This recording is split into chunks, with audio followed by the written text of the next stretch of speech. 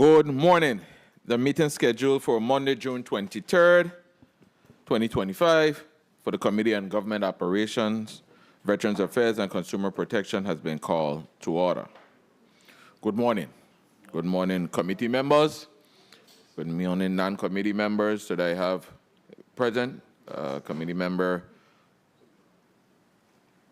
Noble Francis, Franklin Johnson, Carla Joseph, and non-committee Angel Bolquez.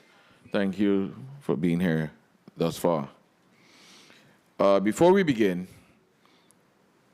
colleagues and testifiers, I have asked Pastor Brown to bless us with an invocation, and I think he's ready, Pastor Brown. So let's stand for 1 second, please.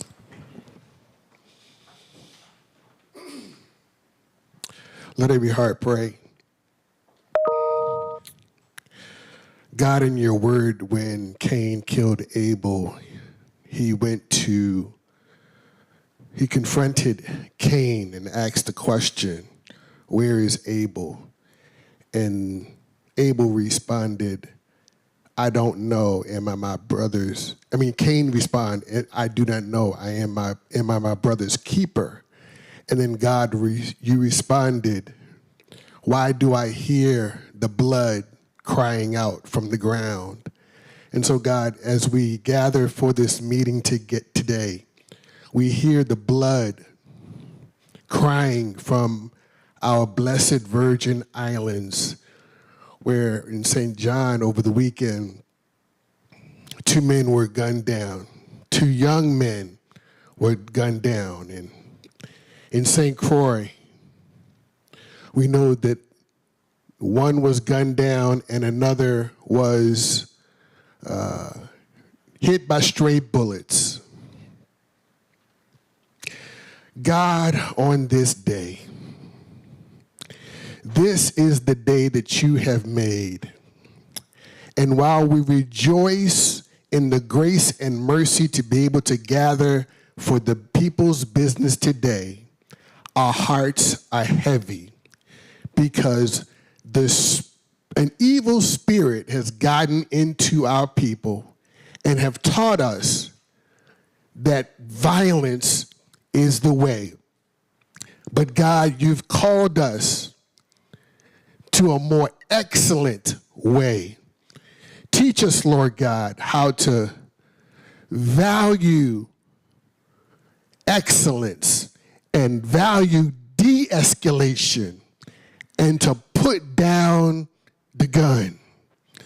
We ask, oh God, that you would bless the Office of Gun Violence Prevention, that you would give them new understanding and new wisdom as they confront this crisis, but help us, Lord God, to realize that as a community, all of us have a role to play. We can't depend on just the church. We can't depend on just the teachers. We can't depend on just the government. Every single one of us has an opportunity to teach one another how to love instead of hate, how to respect instead of disrespect, how to de-escalate instead of escalate. Teach us, Lord God, to love one another, to see each other as priceless. Even as we look to Washington and see how they are setting a bad example, help us to set the right example right now. In the name of Jesus, I pray. Amen. Thank you, Mr. Brown. Thank you. Thank you. Again, blessed good morning to the wonderful people of the Virgin Islands, to my invited testifiers, good morning, to the listening and viewing audience, and the dynamic legislative staff working on this meeting today, good morning. As we gather during this pivotal moment in the life of Virgin Islands, we begin by acknowledging the deep losses felt across our community.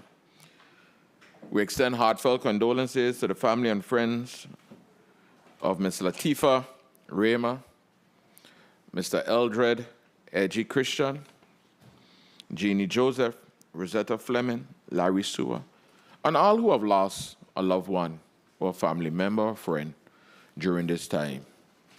I really extend deep condolences. As I pick up the daily news, I see our people are going, and for that, I really extend condolences to all who are impacted, the entire family circle, friends, the entire community.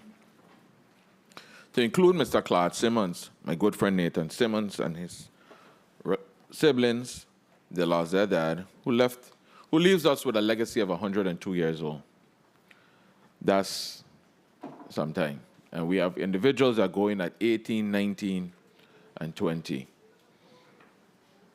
This past weekend, all three of our islands experienced a troubling outbreak of violence. While I don't claim to have all the answers, I do know this. We are people grounded in faith, love, and joy. In times like these, we must hold tight to those values that define us. As elected officials, we will continue doing everything in our power to provide services, pass meaningful legislation, and ensure that our laws protect every member of our community. But public safety is not the responsibility of government alone. It is a shared commitment. I want to sincerely encourage each of us to take a more active role in whatever way we can. Whether it's mentoring a young person, checking on a neighbor, organizing a community event, or simply choosing compassion in a difficult moment. We all have a part to play. We also pause to remember so many others in our territory who are mourning the loss of loved ones. Their grief is our shared responsibility, and their strength reflects the resilience we strive to embody in public service. Even as we reflect, the Virgin Islands stands on a critical economic and legislative transformational threshold. Governor Albert Bryan Jr.'s proposal to establish an international ship registry positions the territory to play a key role in bolstering U.S. flag commercial shipping and securing a stronger maritime future for our islands. In Washington, a proposed federal tax carve-out is drawing national attention, raising important questions about equity, transparency, and long-term impact on our local development. As policymakers, it is our duty to ensure these decisions serve not just powerful interests, but a broader well-being of Virgin Islanders. I extend my heartfelt congratulations to our newly crowned 2025 St. John Queen, Jamila Maloney, and the St. John Princess, Trinity Walters.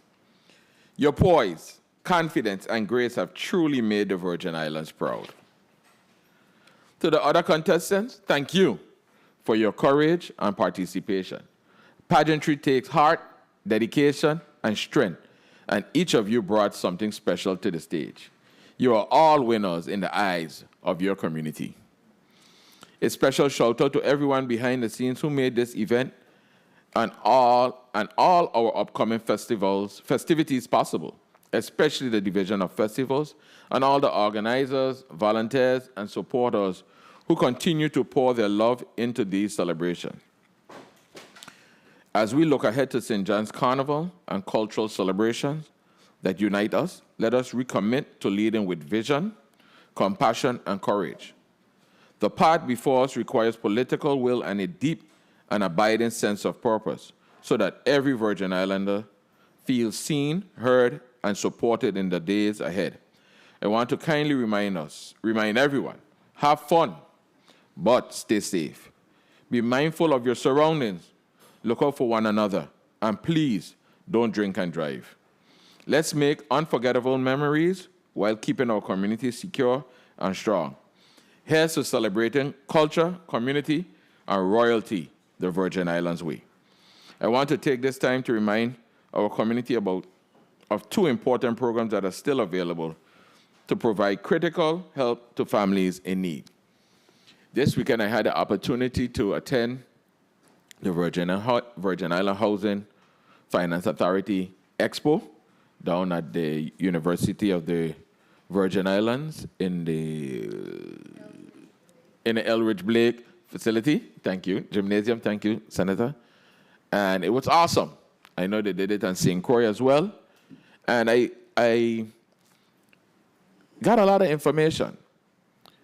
And I feel it's my due diligence to disseminate some of the information. And I'm going to share with you 2 programs that I think it's real critical to the help of families in need, and I think we should take advantage of it. So let's spread the word. One of them is the Emergency Rental Assistance Program, and I know they have a lot of money, and before we lose it and they all go back, let's take advantage of it. Come one, come all, tell Paul, tell Saul, Avery, tell you go down there. This program offers support to tenants who are struggling to pay rent or utilities due to financial hardship.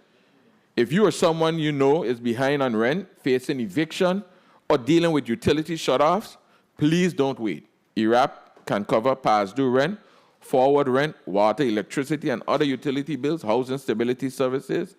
Then we have the Homeowner Assistance Fund. For homeowners, this program can help prevent foreclosures and displacement by offering support with mortgage payments, property taxes, insurance and utility bills, HOA and condo fees. If you fell behind due to COVID-19 impacts or other hardships, don't worry about COVID-19 alone, other hardships. This program may offer a lifeline to keep you in your home. Please don't be discouraged or wait until it's too late. These funds are already allocated to the Virgin Islands, and if we don't use them, we risk losing them. These programs were designed for you and your family to get back on solid ground. We encourage all Virgin Islanders to spread the word and take full advantage of these opportunities. Let's ensure our families remain housed, our communities remain strong, and these federal resources are fully utilized where they matter most, right here at home. If you need help applying or have questions, reach out to the Virgin Island Housing Finance Authority or visit their website for application support and guidance. Together, let's lift each other up and take care of one another to preserve our culture, protect our islands, and take care of our people. Because the Virgin Islands are more than a place. These islands are a reflection of who we are and who we choose to be. Madam Clerk, can I please have a roll call? Yes, Mr. Chair. Senator Ray Fonseca. Here. Senator Fonseca, present. Senator Novell E. Francis, Jr. I'm here. Senator Francis, Jr., present. Senator Alma Francis Heiliger. Senator Francis Heiliger, absent. Senator Kenneth L. Gittins. Senator Gittins, absent. Senator Franklin D. Johnson. Here. Senator Johnson, present. Senator Carla J. Joseph. Present. Senator Joseph, present. Senator Avery L. Lewis. Present. Senator Lewis, present. Mr. Chair, there are 5 members present. Thank you, Madam Clerk. Madam Clerk, are there any correspondences from invited testifiers to be read on the record? Yes, Mr. Chair. You may proceed. Letter dated June 20th, 2025, to the Honorable Senator Avery L. Lewis, Chairman, Committee on Government Operations, Veterans Affairs, and Consumer Protection. Dear Senator Lewis, I write to extend my sincerest apologies for being unable to personally attend today's hearing on the important legislation that seeks to amend Title I, Chapter 11 of the Virgin Islands Code by adding Section 200M, officially declaring the week beginning the Monday before the 1st in June as Virgin Islands Gun Violence Awareness Week. Though my current responsibilities prevent me from appearing in person today, please know that the Virgin Islands Police Department stands in full and unwavering support of this vital amendment, introduced by Senator Angel L. Bolkes, Jr. This act is not only timely, it is necessary. Gun violence continues to cast a long and devastating shadow over families and communities throughout the territory. According to the National Gun Violence Archive, As of mid-June 2025, the United States has experienced over 8,400 gun-related deaths and more than 15,000 injuries. While the national conversation continues, we in the Virgin Islands are reminded far too often that our own communities are not immune to this crisis.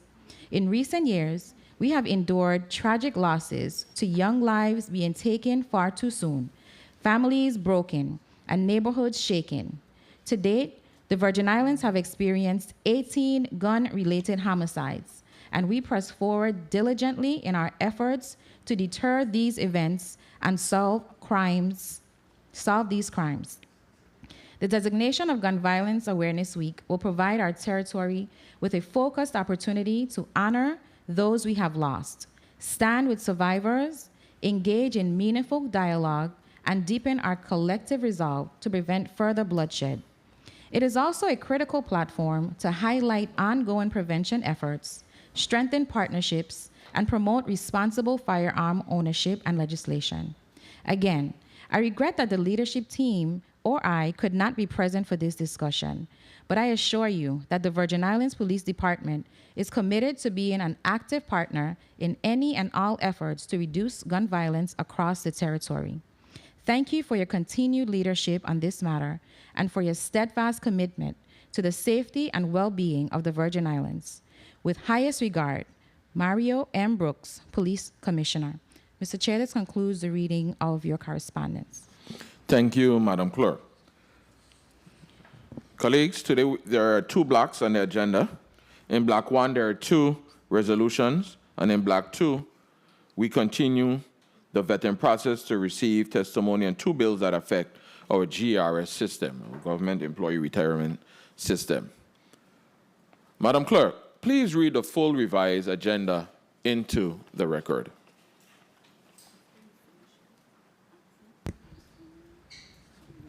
Revised Agenda 1. The Committee on Government Operations, Veterans Affairs, and Consumer Protection has scheduled a meeting for Monday, June 23, 2025, at 10 a.m. in the Earl B. Otley Legislative Hall, St. Thomas, Virgin Islands, to provide updates on the following bills. Bill number 36-0090, an act amending Title I, Virgin Islands Code, Chapter 11, by adding Section 200M to declare the week beginning the Monday before the first Friday in June as the Virgin Islands Gun Violence Awareness Week, proposed by Senator Angel L. Bocas, Jr. Invited testifiers, Mr. Antonio Emanuel, Director, Office of Gun Violence Prevention. The Honorable Mario M. Brooks, Commissioner, Virgin Islands Police Department.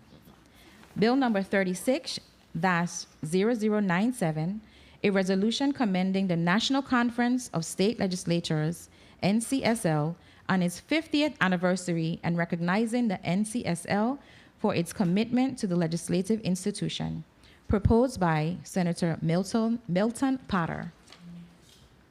Bill number 36-0012, an act amended Title III, Virgin Islands Code, Chapter 27, to streamline the GRS disability annuity approval procedures and for other related issues, proposed by Senator Milton Potter. Invited testifiers, Mr. Angel E. Dawson, Administrator, Government Employees Retirement System. Mr. Dwayne Callwood, Board Chairman, Government Employees Retirement System.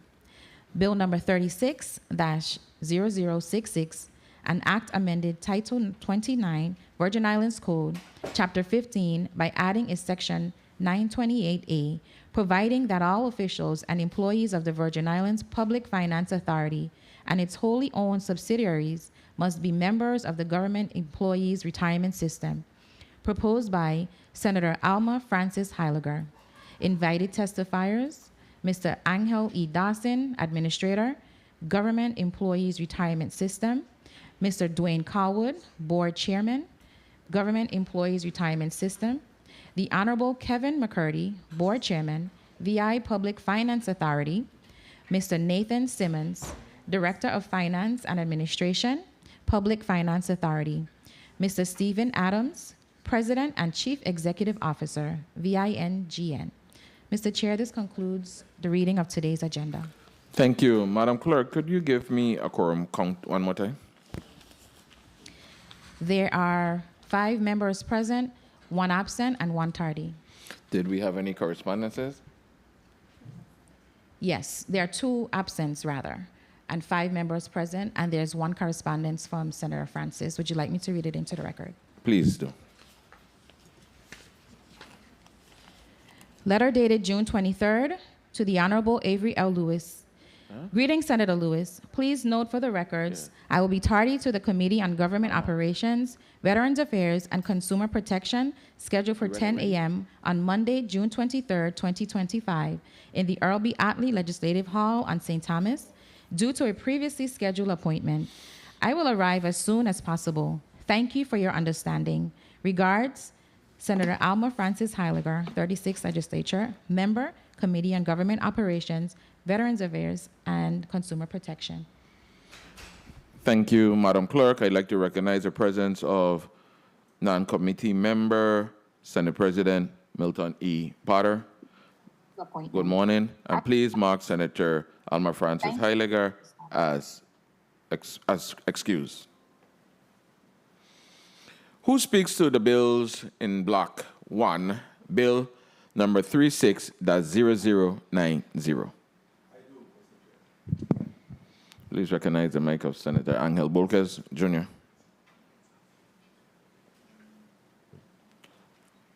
Senator Bolquez, you may proceed. Thank you, Mr. Chair. The window of intervention is fleeting.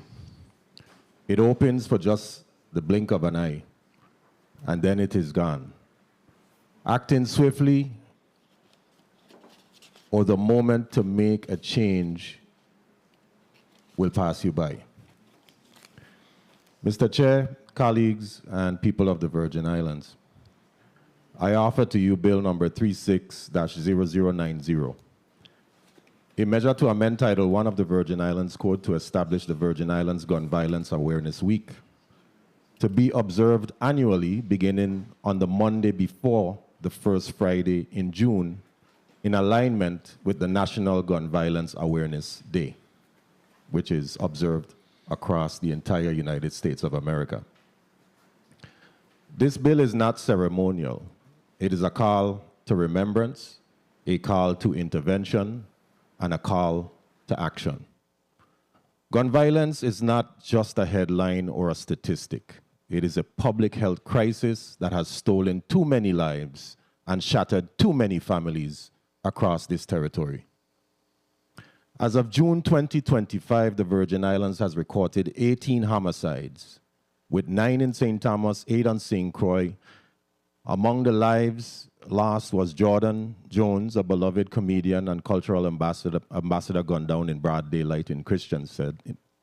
And just days after Everton G. Ralph Jr., who was fatally shot outside of a restaurant on St. Thomas, and just then the day before last, 4 shot, 2 killed in St. John, and also a 14-year-old injured in a separate incident on St. Croix, here in the USVI. And the homicide count continues to climb.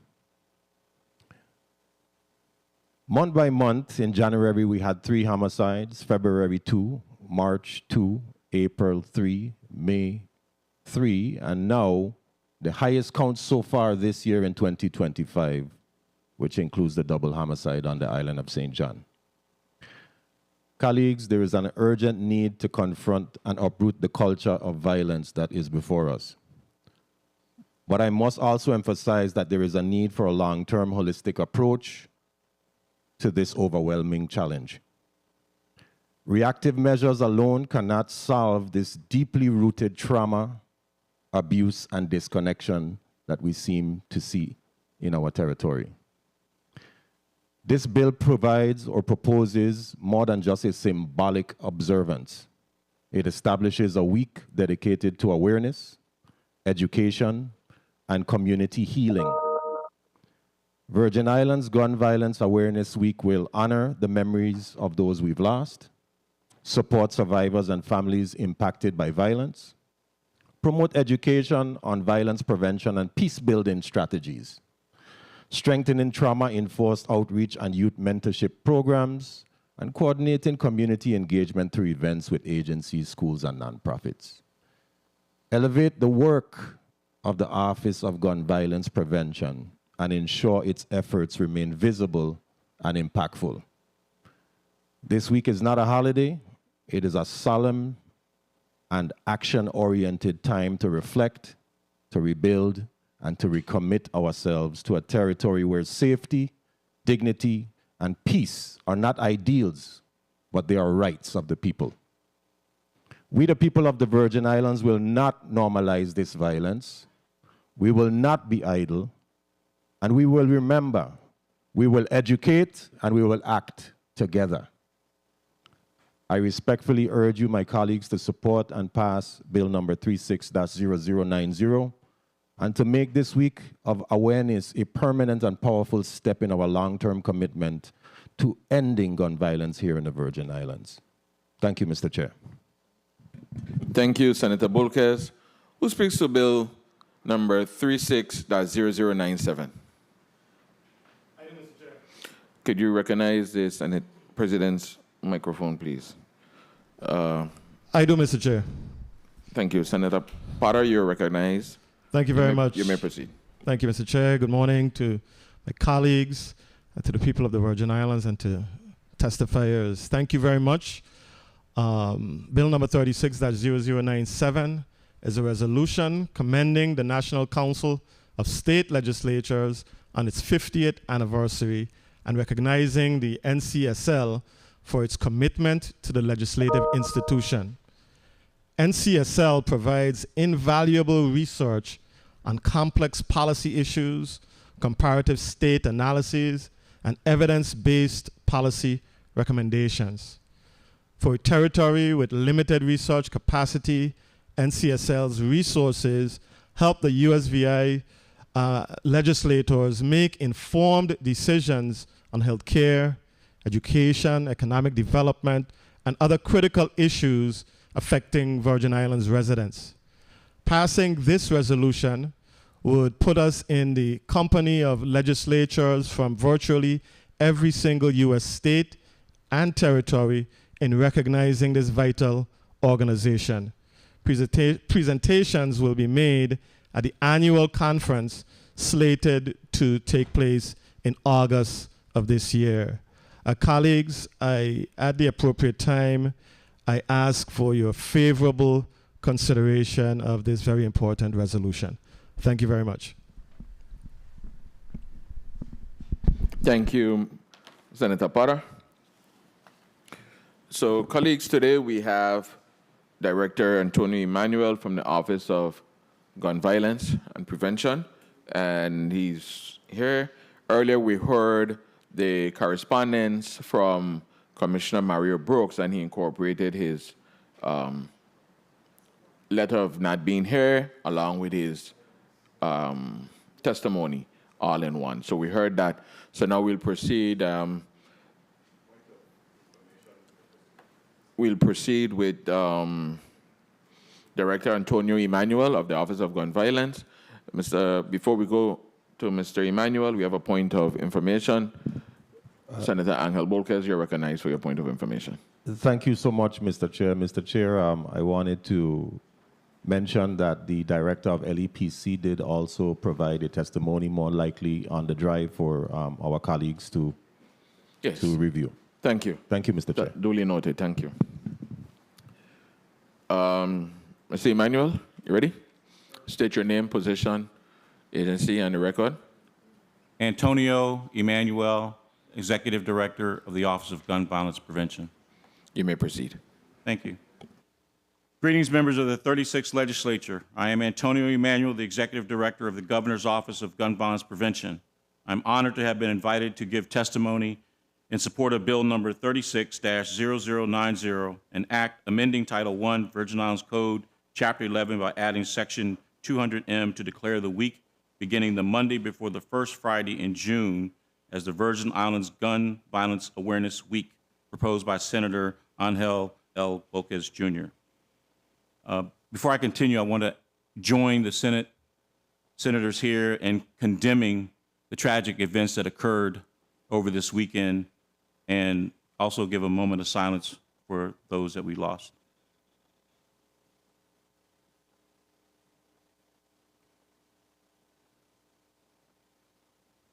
Thank you.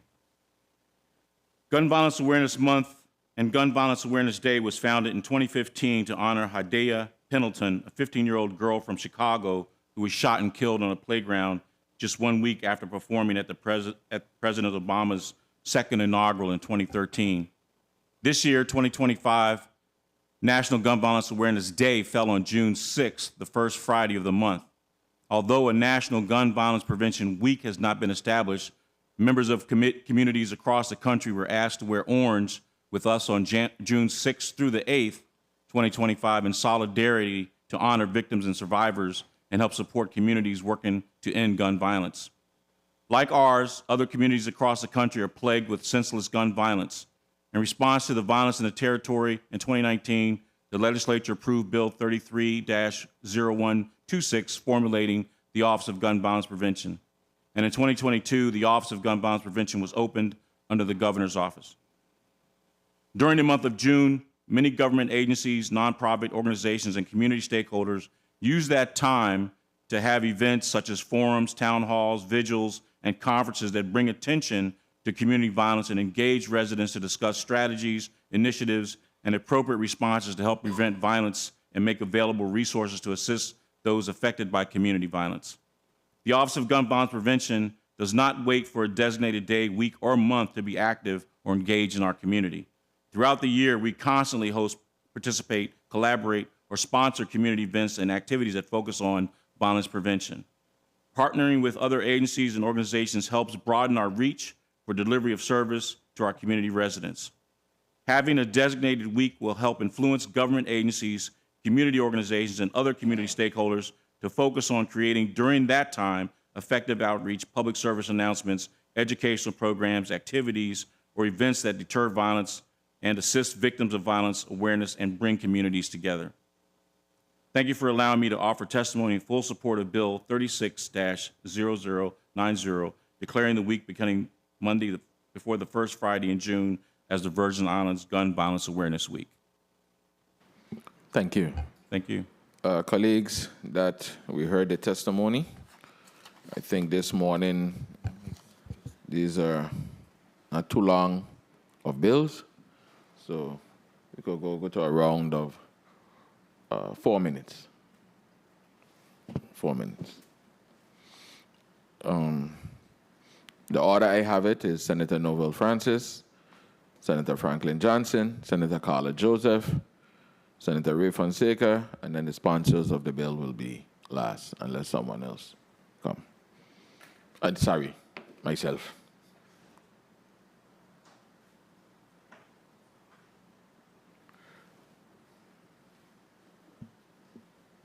Anyhow, so before I begin, open it to my colleagues.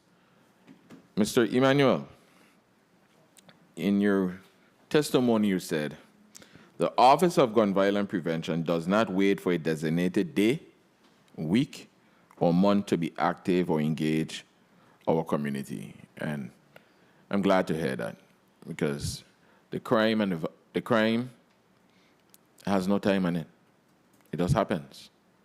Whether we're ready or not, it happens. And we're losing, families are losing people to the cemeteries, and we're losing some to the judicial system, the jail system.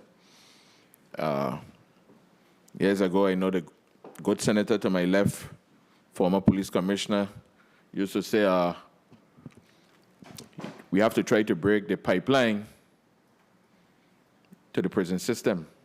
And I agree with him 100%. Now, I don't know what his sentiments are today, but I think that's a true and valid statement.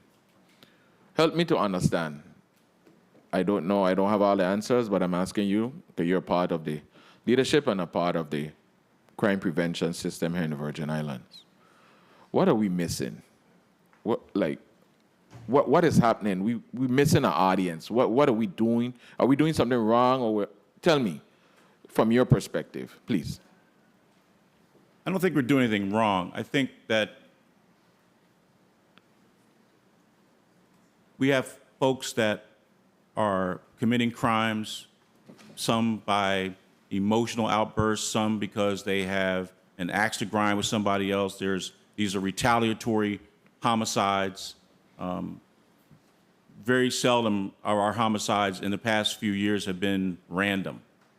No death would be a good death. However, people have issues with somebody else, or one person claims he got disrespected, or we have some domestic violence issues. There are a lot of systemic issues that are occurring that we just can't seem to wrap our hands around. It's difficult. It's frustrating on a lot of levels. We spend a lot of time trying to get people to de-escalate situations. We go into situations and de-escalate them physically. And hopefully those things, we save people's lives. But sometimes folks get a feeling in their system and they're not gonna back down. We have a community that is clearly angry, clearly frustrated.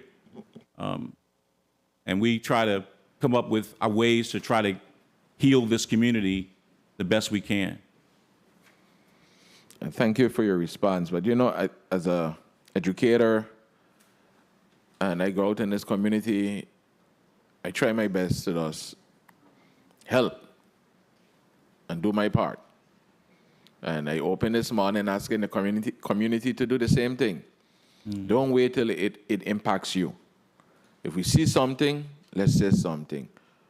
However much we could do. I mean, we try not to mix the both, church and state, but, a foundation too, man. Let me talk about me. Growing up in my mother's house, Christ Church, Methodist Church, Sunday school. Before I could have go to any other summer camp, I had to go to vacation Bible school. And I'm not saying everybody have to follow what my mother did. And, I hear them tout out there about single parents and so forth. Yeah, my dad was around. He did a good job, but it was always my mother. And I think the lady did an awesome job. See me here sitting up. And I'm just saying, I don't know what we're missing, but at some point in time, we have to stop playing the games and stop feeling the pain when we are the victim. It's going on too far now, and we're talking. Walking around town, the politician, the big man, them this, are you making the money? Done with it. This ain't no game, this ain't no way you could hit restart or reset. This is life. Senator Novell Francis, Jr., you're recognized for your 4 minutes. Thank you very much, Mr. Chair. Good morning to you, my colleagues, and good morning to the people of the Virgin Islands. Good morning to the testifier and those that's viewing and listening. My heart is heavy. My heart is heavy this morning because, of course, I want to thank the chaplain for really starting us off in prayer this morning, because I truly believe that we need some divine intervention in what we're experiencing here today. I spent some time at church yesterday. Again, understanding the ramification that we're in. We had the March for Jesus just recently because we have some deep-rooted challenges here in this community, and I don't believe that we will have all of the answers, and we certainly need to rely on a greater being to really help us to understand what's happening in terms of the behavior of our community and what's happening here. We had a bloody weekend. For 3 decades, I've been at the forefront of the fight. So I try not to get emotional during these occurrences because I've seen it firsthand so many times. I've had blood for breakfast, lunch, and dinner in my career over the years. So, as fate will have it, here it is that we have this resolution before us today. Again, considering how do we address and really bring to the forefront the honoring of victims, the raising of awareness, public awareness, and the call for action in respect to addressing the gun violence that we're seeing in our community. And this is a phenomenon that has been researched and reviewed by sociologists and psychologists and for many years. And I'm a criminologist myself by trade, and it's really, how do we come up with the prevention, the reforms, and the healing that's required for us to be able to address this. We have Gun Violence Awareness Month. We have National Gun Violence Awareness Day. We have Wear Orange Weekend. We have Day of Remembrance for Victims. We have National Vigil for Victims. We have Domestic Violence Month. We have Red Ribbon Week. We have all of these activities, and we still see, again, the violence that permeate our community so often. And some of the same places, we've seen them at Grove Place. We could count the amount. We've seen them at the boardwalk. We have seen some of these situations over and over again. I continue to implore our Virgin Islands Police Department, our law enforcement agencies, because I know they're in a fight. 1 minute. They're in a fight there, and they have a difficult road ahead of them. Here at the legislature, we have also done resolutions. We have done gun buyback programs. We have tried to ensure that there's funds to support these initiatives, but still, I believe that truly, when we listen to some of the rhetorics by some of our political leaders themselves, rather than creating an environment of calm, we see where there's a society that, how do we deal with discourse, discord, and disagreements without leading to violence? We ourselves in leadership positions are often challenged by that because we don't provide the source of comfort to this community. So we have to do a better job ourselves and really, again, being at the forefront of creating an environment and a community that we could all live with. So we have some internal work to do. Mr. Chair, if I may just wrap up. I'm sorry. Go right ahead. So, my question will be to, again, in respect to what we're seeing, and I've been off the street for the last 11 years, 12 years, so I'm sure that before crime situation used to change every 5 years, the trends used to change every 5 years. Now I'm hearing it changes like every 3 years. So I wanted to ask you, Director, what are you seeing? Or what are you hearing in terms of what's some of this bloodshed that we're experiencing? What is the cause that's impacting our community in that respect? Well, thank you for your question, Senator. And both of us, you and I, share that background of law enforcement. For years, 27 years, I was an active police officer.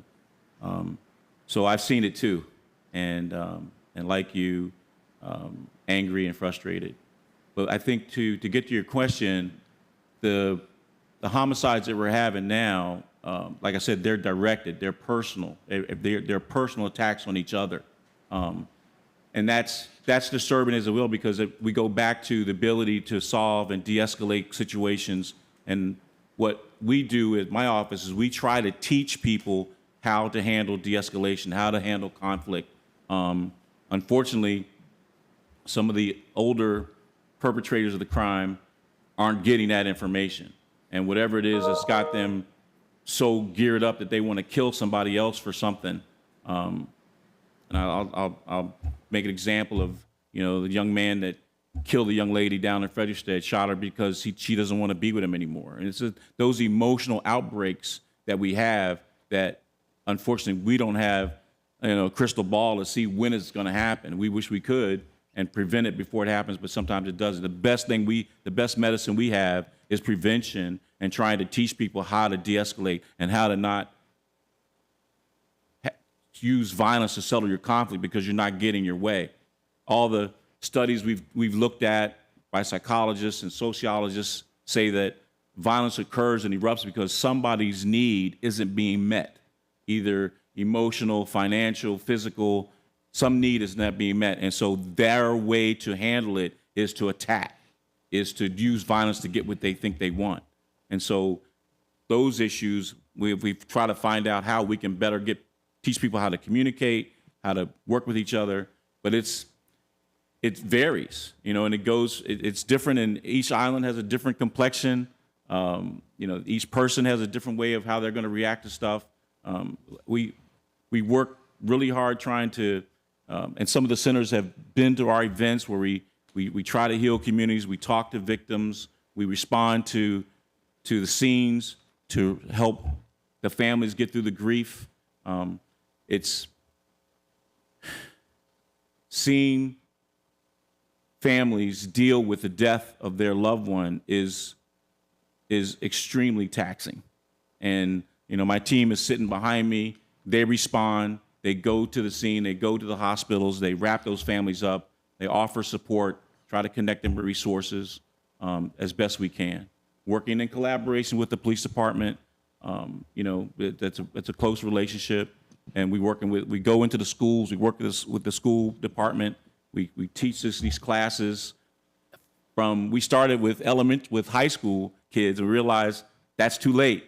Then we went down to junior high school kids to teach them de-escalation and conflict resolution. It's too late. Now we go down to elementary school and talk to those kids. And some of them they already have the attitude, well, if you do this to my brother, I'm going to come kill you. Not just we're going to come talk to you or have a fight about it, but I'm going to kill you. That's the language that they're using, and we're trying to influence them to change their language, to change their behavior, to change their mindset, to get them to think about ways that we can, like you said earlier, to lift each other up rather than tear each other down. It's frustrating. There's so many variables that are affecting the violence in this community that it's hard for anybody to wrap their hands around it, even collectively.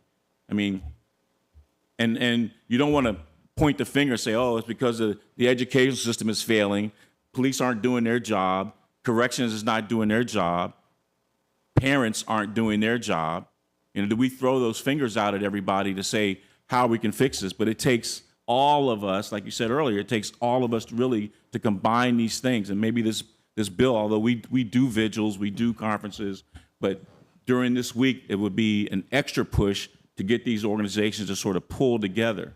Now, I have access to an advisory council, and I meet with them. We have pastors, we have community stakeholders, we have government agencies that come together and kind of discuss what we can do and how we can help each other.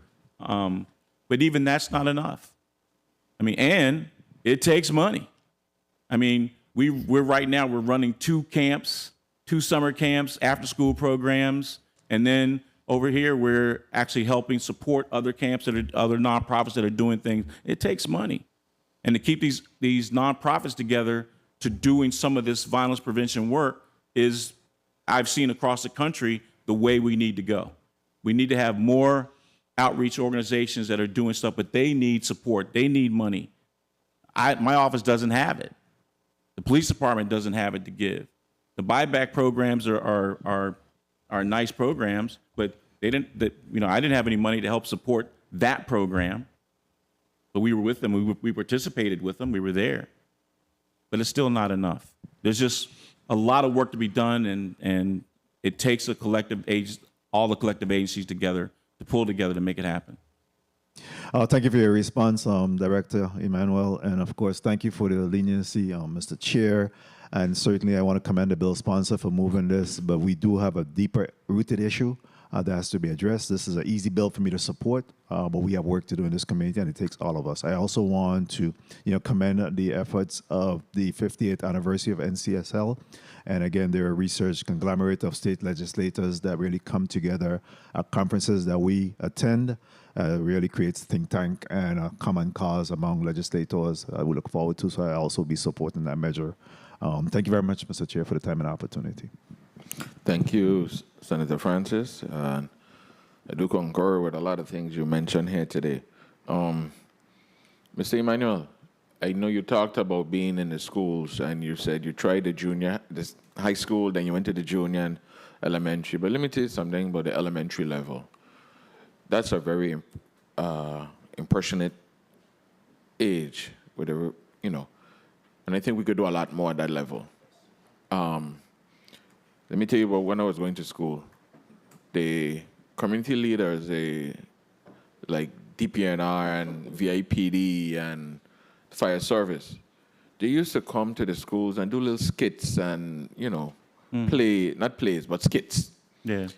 And at that time, VIPD had a big campaign, McGruff. Officer friendly, yeah. Yeah, take a bite out of crime. And children related to that. So you wasn't afraid of the police officers. I mean, let's go back to those days. The children now are fascinated when they see like the K9 unit and so forth. Even corrections used to come to the school. Like there was a guy, God rest him in his grave, Mr. Letsum. We got a nickname for him, Chicken Wing and something. But anyhow, Mr. Letsum came when I was student teaching, and I remember Mr. Letsum carrying us on a field trip to the prison. I, the adult, was scared. Hearing that door slam alone, bam, bam, I know I ain't going there. And seeing the space, I like to turn around and shuffle around. I am not going there, but I'm just saying we have to do some kind of community partnering, school partnering, Office of Gun Violence, police, the children, the skits. We have to bring it. They like Facebook. Let's go live when these things going on so they could see it again and again and again and again. We do that. Damien runs a program where we take kids to the jail. We work with corrections all the time. We do a reentry program. When folks come out of jail, we try to get them jobs. We're doing that. We go to the jails. And it's not a scared straight thing. We don't let the prisoners yell at the kids and curse at them, but we have lifers that share their life with these kids and say, listen, I made some mistakes, and I'm here to show you that it's not glamorous here in jail. Yeah. And so, we've been doing that program for the past 2 years. Thank you. Senator Franklin Johnson, you're recognized for your 4 minutes. Good morning. Thank you very much, Mr. Chair. Good morning to my colleagues. Good morning to the testifiers. Good morning to the viewing and listening audience. I definitely want to start off by extending my condolence to the family who have lost loved ones over this past weekend. We really in some serious time. And as the director said, they've been doing a lot, and what else you can do. And it definitely is going to take this community if we're going to see any changes. It starts with the community. People need to start coming out, speaking, talking, and stop being scared and holding on to these information, because today for me, tomorrow for you. And I must say, I did take part in the Scared Straight program in New Jersey, Rahway Prison. And those programs do have some long-lasting effect. And the one that I took part in Rahway, they were saying to you 9 out of 10, not 19, 9 out of 10 individuals that go through that program don't ever get involved in any kind of crime. And that's a high ratio. When I worked at the Bureau of Correction, I tried to imitate that program to the best that I can. And we did a good job. And for a while, we was going to the school, taking the prisoners out. And as the director said, I was doing a high school, and they keep asking me to come to the elementary, and I felt going to the elementary would have been a waste of my time. And I was wrong. The first elementary school I went to, which was Claudio Marco School, I was in a shock. And I said to the teacher, you guys have all the young criminals coming up here. And lo and behold, 15 to daily 20 years after, I saw that effect. So I'm just want to encourage, continue. Because we might not catch up with these that are out there now, but there are some that are coming behind that we need to try to catch and try to redirect and change their lives. But it's going to take the entire community. The police department can't do it alone. Gun violence ain't going to do it alone, but for sure, and the Bureau of Correction can't. It's that other part of this community that is not coming out and making their voices be heard. It's the parents that might have a young man or a young woman that bring something in the house that they know they can't even afford to buy and fear to tell them. I grew up in Mali Project, single parent, and I thank God for the mother that I had, because 1 I minute. know I couldn't carry nothing in our house that she didn't buy, or if I didn't have a job at the time, that could have proved that I had the money to buy it, to bring it into the house. And those families really need to reach out and get help, because the children them are pretty much running a lot of these homes. And if you continue allowing your child to run the household, you're going to be next in line. You might not want to hear it today, but I assure you, if those children are running those homes, doing what they want, when they want, how they want, guess what? Your child is going to be that next victim. Either on either side of the coin, either the person going to prison or the person going to the graveyard. And when we did these programs, we always tell those children, life of crime is only 3 places. If you're lucky, you're going to the hospital. Time. If you got a little more luck, you end up in prison. And when you have no luck, you end up in the graveyard. Those are the 3 spots. What I want to ask, I think my time was called, but I'll just close off, because I definitely wanted to sit on that box for a minute and share a little bit of my experience, and hope that these programs can continue and just try and change lives, because we're losing young people a little too fast now. I don't know if the director knows, we spoke about having 18 homicides. Do you know the numbers on each island by any chance? We just, Anno Boca has just put it out.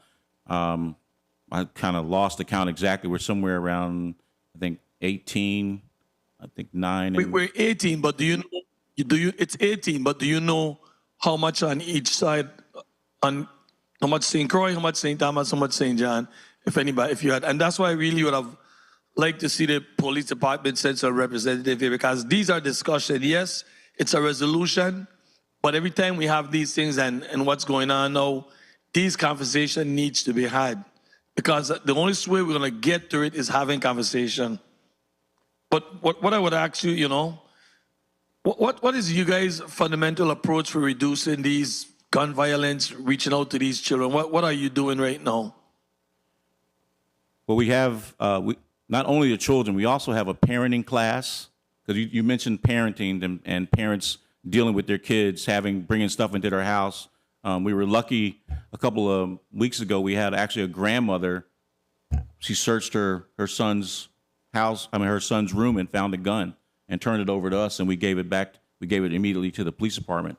So we need parenting to get in, but we do a parenting class when we deal with the kids. Like we have not only the de-escalation and conflict resolution classes, leadership classes, peer pressure classes. We also take the young people out on field trips and show them other things that they can be doing, activities to get them enriched on our own culture and history here in the Virgin Islands. So, you know, we want to show young people that you don't have to just sit in your neighborhood and stand around and watch stuff. You know, you can actually do activities and learn how to be your own entrepreneur. During the carnival, carnival in St. Thomas, we have a day where we let the children open up the carnival and have their own businesses. They sell stuff, you know, so it's like they get a taste of entrepreneurship. So we try to get them to think about where they can be further in their life, rather than thinking about that this is it, this is all they have.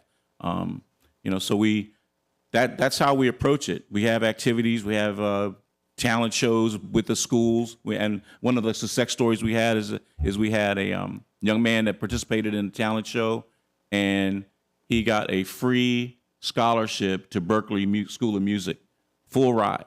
So it's proof that these activities do allow for children or young people to see that there are different ways of handling, you know, what their lives can bring to them.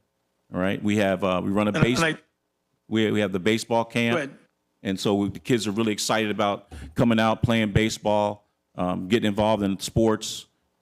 So yeah, those it's like a collection of stuff that we have to do and try to keep these programs going.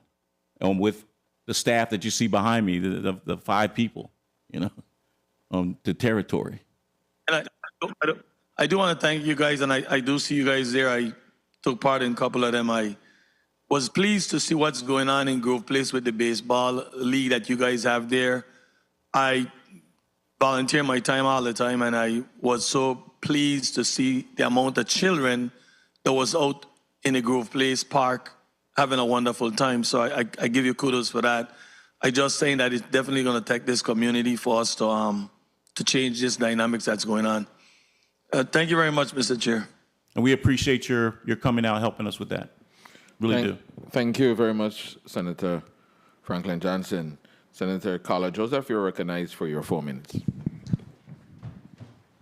Thank you so kindly, Mr. Chairman.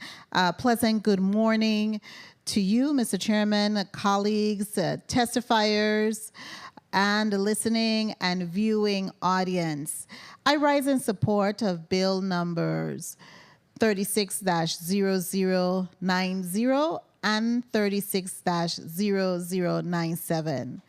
And I also want to commend the bill sponsors because these are pieces of legislation where we are going to look at really commending and putting forward activities to highlight something that is very important in our community and to align nationally as well. I want to begin my discussion first on bill number 36-0090, which seeks to designate a week beginning the Monday before the first Friday in June as Virgin Islands Gun Violence Awareness Week.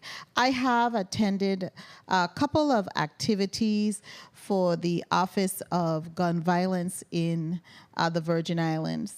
And I'll tell you, most of the things that we see happening, there is a root cause in it when we are seeing a lot of dysfunctionalities in our systems and in our households, more importantly. You know, that old adage, it takes a village to raise a child, is so true. You as a parent cannot do it by yourself, but what we're seeing is that there are some negative persons with negative behaviors who sometimes have a bigger listening ear to our young people and others than those who are positive. So I think definitely going this route and bringing the awareness, and I know you have as part of your team some clergymen and women who support you to help you de-escalate in the situations. But you know, we are going to need to do a harder and more to see how we can, you know, support that. And it takes all of us. I wanted to ask you, Mr. Emmanuel, tell us how your clergy and persons work, because I really believe that that is part of the key to stopping a lot of the violent criminal activities and we're seeing here.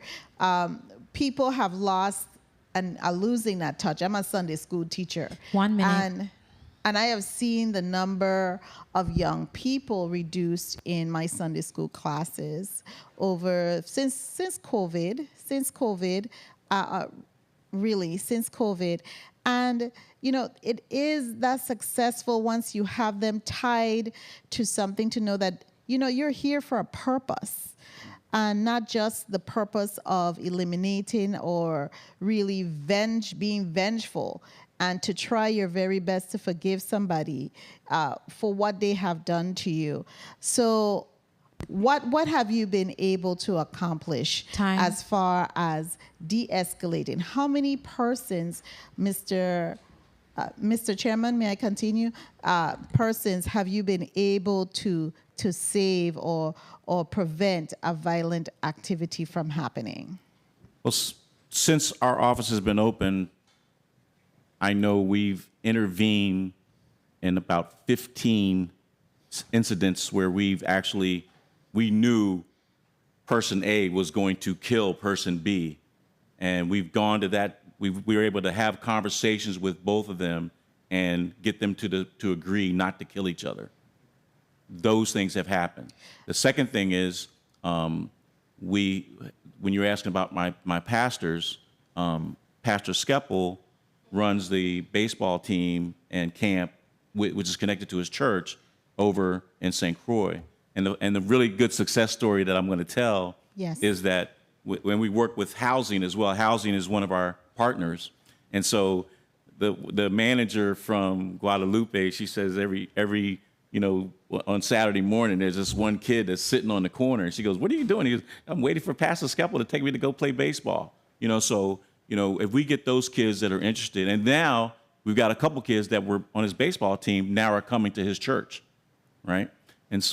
And over here we have Pastor Weeks and Pastor McDonald, and Pastor McDonald and Pastor Weeks go into the school along with a team and talk to people and give them, try to push them as well as we can. So the outreach is there, and the pastors that I have on my team also coordinate pastors in the territory to do events and come up with programs to see how they can help their parishioners, their church family, to see if they can open their doors more. We need more after-school programs, more activities on the weekends, more stuff for young people to do, but we need more people to do it. Yes, you need more volunteers because you don't, and that's one of the things that we need to be pushing, to get that level of volunteerism. It's not about the money. I just want to wrap up, Mr. Chairman, by commending the bill sponsor. Thank you. The bill sponsor of bill number 36-0097, which is commending the National Conference of State Legislatures, NCSL, for their 50th anniversary. This organization plays such a critical role in our development and research of legislation that is meaningful to our people of the Virgin Islands. And so I also rise in support of this measure. I really want to commend again both the bill sponsors in this block, and I am prepared to vote in the affirmative. Thank you so kindly. Thank you, Senator Joseph. I don't see Senator Fonseca. Senator Alma Francis Heiliger, you're recognized for your 4 minutes. Thank you. Good day to my colleagues, good day to the testifier, good day to the people of the territory and staff. As it relates to the legislation in regards to giving accolades to NCSL, I personally don't have an issue with that. I fully understand the role that they play in educating legislatures throughout the United States, and as a benefactor of that, I fully understand what we're attempting to do. So thank you for that piece of legislation. I don't have an issue with it. As it relates to this piece of legislation, 36-0090, I'm kind of between a rock and a hard place when it comes to this legislation because I kind of see it from two different perspectives. And the question I want to ask you, the Office of Gun Violence, is there anything currently that would have stopped you from, within that office, setting aside and saying you wanted to do a specific week? Or is this more along the lines of trying to tie nationally in regards to the day? Because I did look, and there's no National Gun Violence Week. There's days throughout the state. So I'm trying to understand, why are we opting to potentially go towards a week versus the day, as well as I also wanted to understand what was stopping your office from potentially utilizing a week in doing it? In my opening statement, I said that the Office of Gun Violence Prevention doesn't wait for a week or a month or a day. We have things going on all year long. I think the intent of the bill is to unify a lot of different organizations at one time. And I think what happens is sometimes people need some impetus for something. We have, Police Week and National Police Day, which talks about memorializing police officers. We have Memorial Day for military people, and then so it sort of infuses folks to say, okay, this is a time that we could do something special. So Okay. I see it as a way to sort of ignite energy at one particular time, but not necessarily saying we're going to wait for that week to do it. Well, Congress just did a resolution 2 weeks ago to do Gun Violence Awareness Month. So the whole month of June, through their resolutions, the House and the Senate just passed it, that the whole month of June is now going to be recognized as... Well, that's been since 2015. Yeah, but I'm saying Right. they officially did it through Congress this month. Okay. So I'm worried also from 1 the minute. financial aspect of it, because I know the office already has a budget. What is the financial impact of us focusing on an additional, like a specific week? Or would those funds, those activities be now absorbed by your office? Or is that an additional set of funding we have to come up with? I don't think it's going to be any funding additional from the Senate.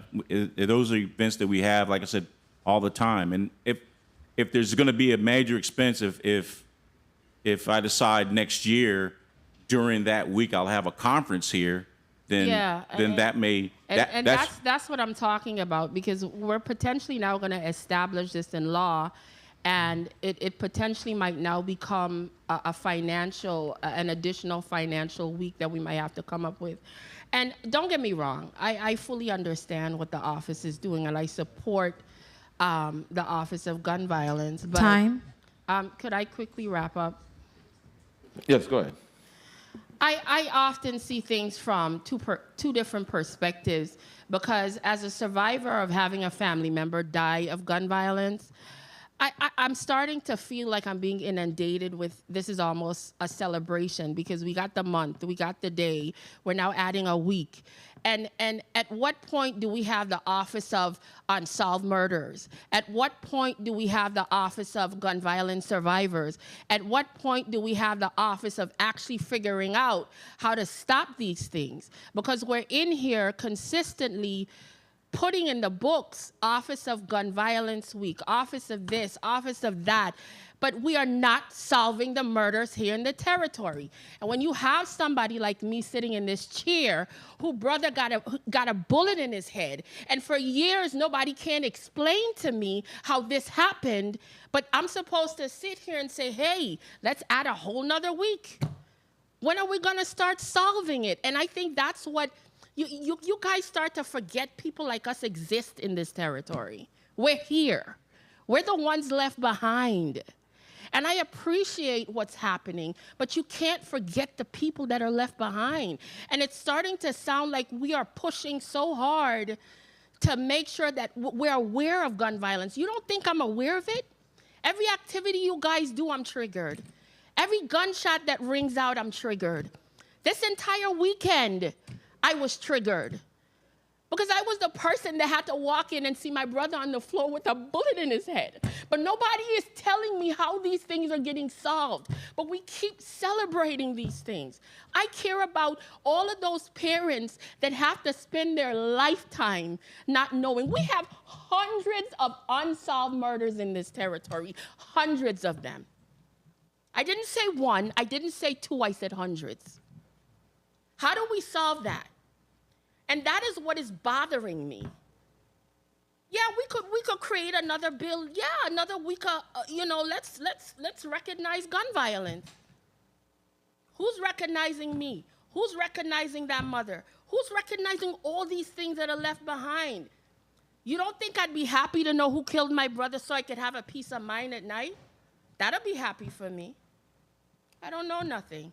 Can you imagine how many people are living in this territory like that?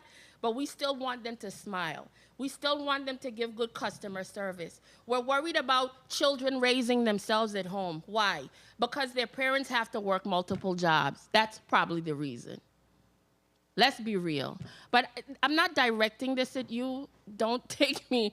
But it's a lot of frustration here at this point, because I'm actually looking for things to be done, not creating fluff things to make people feel good, and there's no ultimate resolution to all the major problems we have here. So I appreciate the additional time. Thank you. Thank you, Senator Could I respond?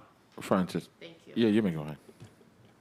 Senator, it's hard to always find the words to help somebody, soothe their pain. And I hear the frustration in your voice, and I'm sorry that you don't have closure with the loss of your brother.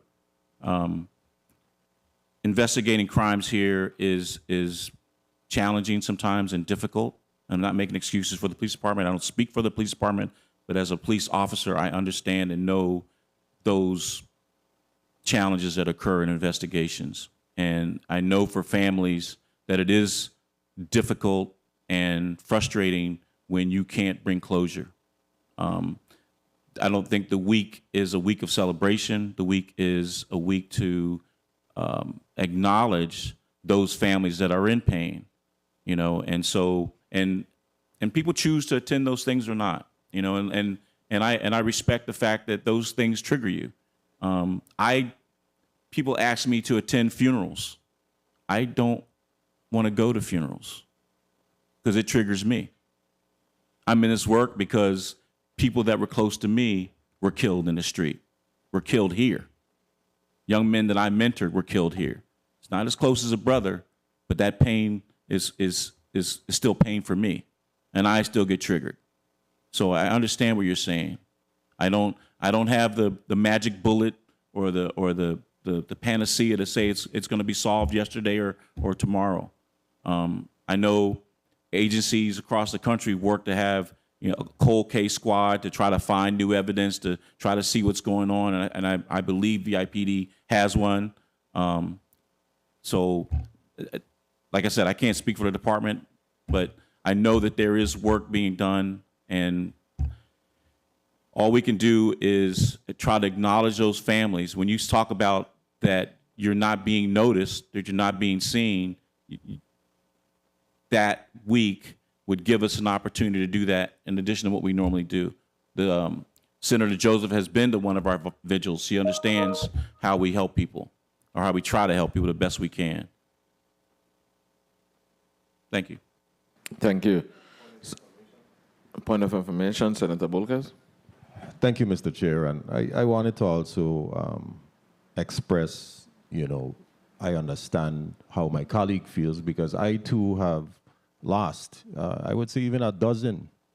For the fact, one of the young men that were gunned down on the island of St. John happens to be my blood relative. In addition to that, I've lost a member another cousin of mine years ago right there by the project, by the gas station across from where Rancho Latino is. His name was Akeem Dor. So as all of us may have also lost someone, and I understand the pain, and that's why we're trying. It's a collective effort. It's a community effort, and for the record, the month of observance and the day of observance are national, federal, national. We don't necessarily have anything locally. Right now, by establishing this week, I don't think it hurts anything. So I just wanted to place that on the record. Thank you, Mr. Chair. Thank you. Senator Ray Fonseca, you're recognized for your 4 minutes. Yes, thank you, and good morning, Mr. Chair, and special welcome to Mr. Emmanuel, my fraternity brother. Always nice to see you, bro. Also, I notice in the chambers we have Bruce Fremont, Pastor McDonald, Pastor Weeks. Welcome. I support this bill 0090. But gun violence, just last Friday, we have the Bureau of Corrections here. And, I noted the statistics that she gave. The prisoners' average age is 24. She gave us a statistic that I didn't believe was even credible, and I haven't been able to verify it, but she mentioned that 95% correct me if I'm wrong, Mr. Vice Chair, Mr. Vice President, 95%, she said, were facing gun charges, which is very, very, homicide, I'm sorry, homicide, which is, it's amazing, that statistic. And, you know, I have to congratulate you. I attended the car show event that you had. Being a mechanic, you know, is a good sport. You know, it teaches you a profession. You can raise a family. In our community, it takes a village to raise a child. I think we've gotten away from the village raising the child, and it's widespread. There was out there by Gomez School, you know, because you know the parents them have a lot to do with the children. You know, I've raised four boys in St. Thomas, all of them. And not one of them have ever been arrested or ever had a problem with the law. I would tell the teachers, I'd say, teacher, listen, you know, you could discipline my son, and then you let me know, and then when they come home, I go and discipline them, because I know that you have to be a little bit short on the love, and you know, you have to be a little bit more stringent. You know, you're not going to abuse the child, but you got to raise a child that they're going to understand, respect. So it starts with the family. You know, I know personally, I know as a parent, it's my responsibility, because if any of my kids them get in trouble, you know, it's a poor reflection on me. As a matter of fact, I just had to leave this meeting to go downstairs because I had a parent. She's down in my office. We're dealing with her right now. She have a son that's 17 years. 1 minute. And he doesn't want to go to school. She's right down in my office. My staff is dealing with her. And he's hanging out with some bad friends. And I asked her if, I asked her just now, a couple minutes ago, I said, does he have a gun? She said, no, but some of his friends. So you see, the people you hang out, you know, they always tell you, you know, look at who your kids are hanging around, parents. If your kids are hanging around kids that are not doing good, chances are your kid is going to go down this line. And so we have to intervene, you know, because right now we have a lot of laws on the books. The Virgin Islands has a lot of strong laws as far as gun violence and homicide, but we have to do more. You know, I'm so glad that you brought the clergy, Pastor McDonald, Pastor Weeks. You know, you can take your kids to the clergy. Bruce Flamong, you know, he's always out doing a lot of activities. I congratulate all of the activities that you do in the Office of Gun Violence. Time. And, you know, so we have to continue to do more, because gun violence, and Mr. Chair, if I can just wrap up here, I want to give us some real quick statistics here. I got some statistics that I got from you. You kind of like helped me with it. But basically, it costs about $175,000 every time someone pulls a trigger, because it involves the police having to go to the scene. Sometimes it's an ambulance. The Bureau of Corrections has to get involved. The Attorney General has to get involved. There's medical costs. And then there's the families also get involved. And people forget that the victims are also, you know, involved.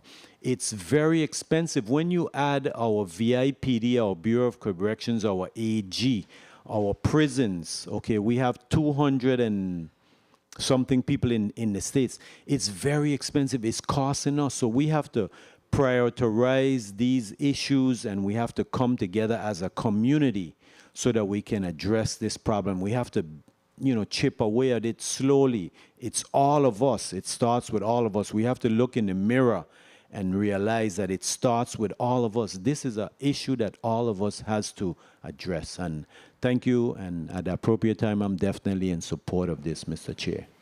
Thank you, Senator Fonseca. From a source at the VIPD, colleagues, I'm getting that there's 9 homicides in St. Thomas, 2 in St. John, and 10 in St. Croix. So that brings the total to 21. So I'm not certain. I'd like to recognize the presence of committee member Senator Kenneth L. Gittins. Senator Gittins, you want to weigh in?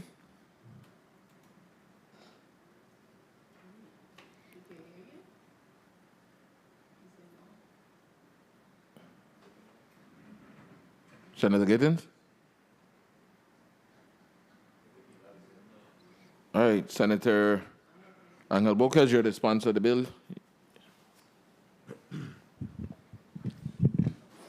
Thank you, Mr. Chair. I wanted to mention that the White House established the Office of Gun Violence Prevention in September 2023. And that was well after we, the Virgin Islands of the United States, established our Office of Gun Violence Prevention. So we're obviously setting trends in a sense of doing something that has been picked up on a national level. And during their existence and as part of their one-year report, they've made significant strides, whether it was to expand background checks for gun licensures or gun show regulations, domestic violence loopholes concerning firearms, supporting over 600 gun trafficking prosecutions, and lobbied for over $1 billion for youth mental health and school safety efforts throughout the nation. And the office has also established federal gun violence emergency response teams in different states, and the list goes on. So why I bring that up is because we do not have the resources the national government has in order to put so many things, and the list goes on for the record, but to put so many things into, or to manifest all of these different actions and programs and services and initiatives. But what we do have is a community of people that can work together. And I think that if we're able to galvanize that action, whether it's through the agencies, whether it's through organizations on a nonprofit, whether it's faith-based organizations, and the people, I think that the educational outreach itself will start to cause a change that we're looking for. There is no one way for us to solve this epidemic in the sense of gun violence. And many other types of violence exist as well, domestic violence, etc. But it comes from a cognitive standpoint. It comes from a way of thinking. And I believe it's very important that we start to push towards that thinking, push towards that consciousness. It's important for us to have observances such as this, because we have many other observances throughout the Virgin Islands, but this is one that has been long in awaiting for. We need to do our part to work together 1 minute. and try to change that consciousness in our territory. And I believe that if in fact we're able to move forward with this observance and galvanizing the efforts and the community collaboration, we will continue to see some sort of positive trend, even though the negative trends are outweighing the positive at this current juncture. Now, Director, I know that you have done your part with the resources that you have, and I appreciate you being here and supporting this measure along with your whole entire team. I know you might be missing one other pastor from St. Croix. I'm not sure who else is on the team, but I'm happy to see that you have a good, strong front here with you, with all of the members of your office. And I wanted to publicly thank you for all of your efforts that you've done, especially in the youth mentorship area. And if I may, Mr. Chair. Thank you, Mr. Chair. Especially in the youth mentorship areas, which I believe are instrumental in trying to change that consciousness. A lot of this begins from the household, whether we want to acknowledge it or not. In some cases, one can easily assume that children are raising children. That is unfortunate in some cases, but we have to do our part to make sure to change that. And as Frederick Douglass mentioned, it is easier to change, I hope I don't say the quote wrong now, you know. I don't know why I can't remember it right now, but it is somewhere along the lines that it's easier to change the mind of a child than to change the mind of a grown man. Mr. Chair, I think I've heard you say it. Do you know that quote? Do you want to say it for everybody since you likely know? No? Okay. But it's good to have a small laugh in between, but this is a serious issue. And colleagues, I ask for your support for this measure. I believe it's a part of trying to find a solution and a step in the right direction. Thank you for the time, Mr. Chair. Thank you very much, Bill sponsor, Senator Angel Borges Jr. Next, we will recognize Senator Milton Potter. Senate President, you're recognized for your 5 minutes? 4 minutes. Thank you. Thanks for the extra minute, Mr. Chair. Good morning. Good morning, Mr. Chair. Good morning, colleagues. Special good morning to you, Director Emmanuel. I rise in support of both bills in this block. Without question, gun violence in the USVI has reached, I think we would call it a crisis point. And I know we demand immediate and sustained action to protect our communities, but I know for sure there is no silver bullet when it comes to this situation that we find ourselves in. There is no one magical thing that you have in your desk that can just fix it. I wanted to ask Director Emmanuel, from your experience, just based on your research, based on what you're seeing,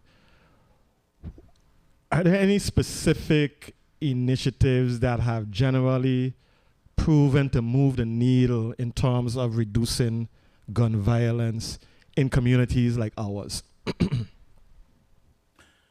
I had the pleasure last year of being involved in the University of Chicago's cohort for violence prevention. And for 6 months, I went around the country looking at other jurisdictions.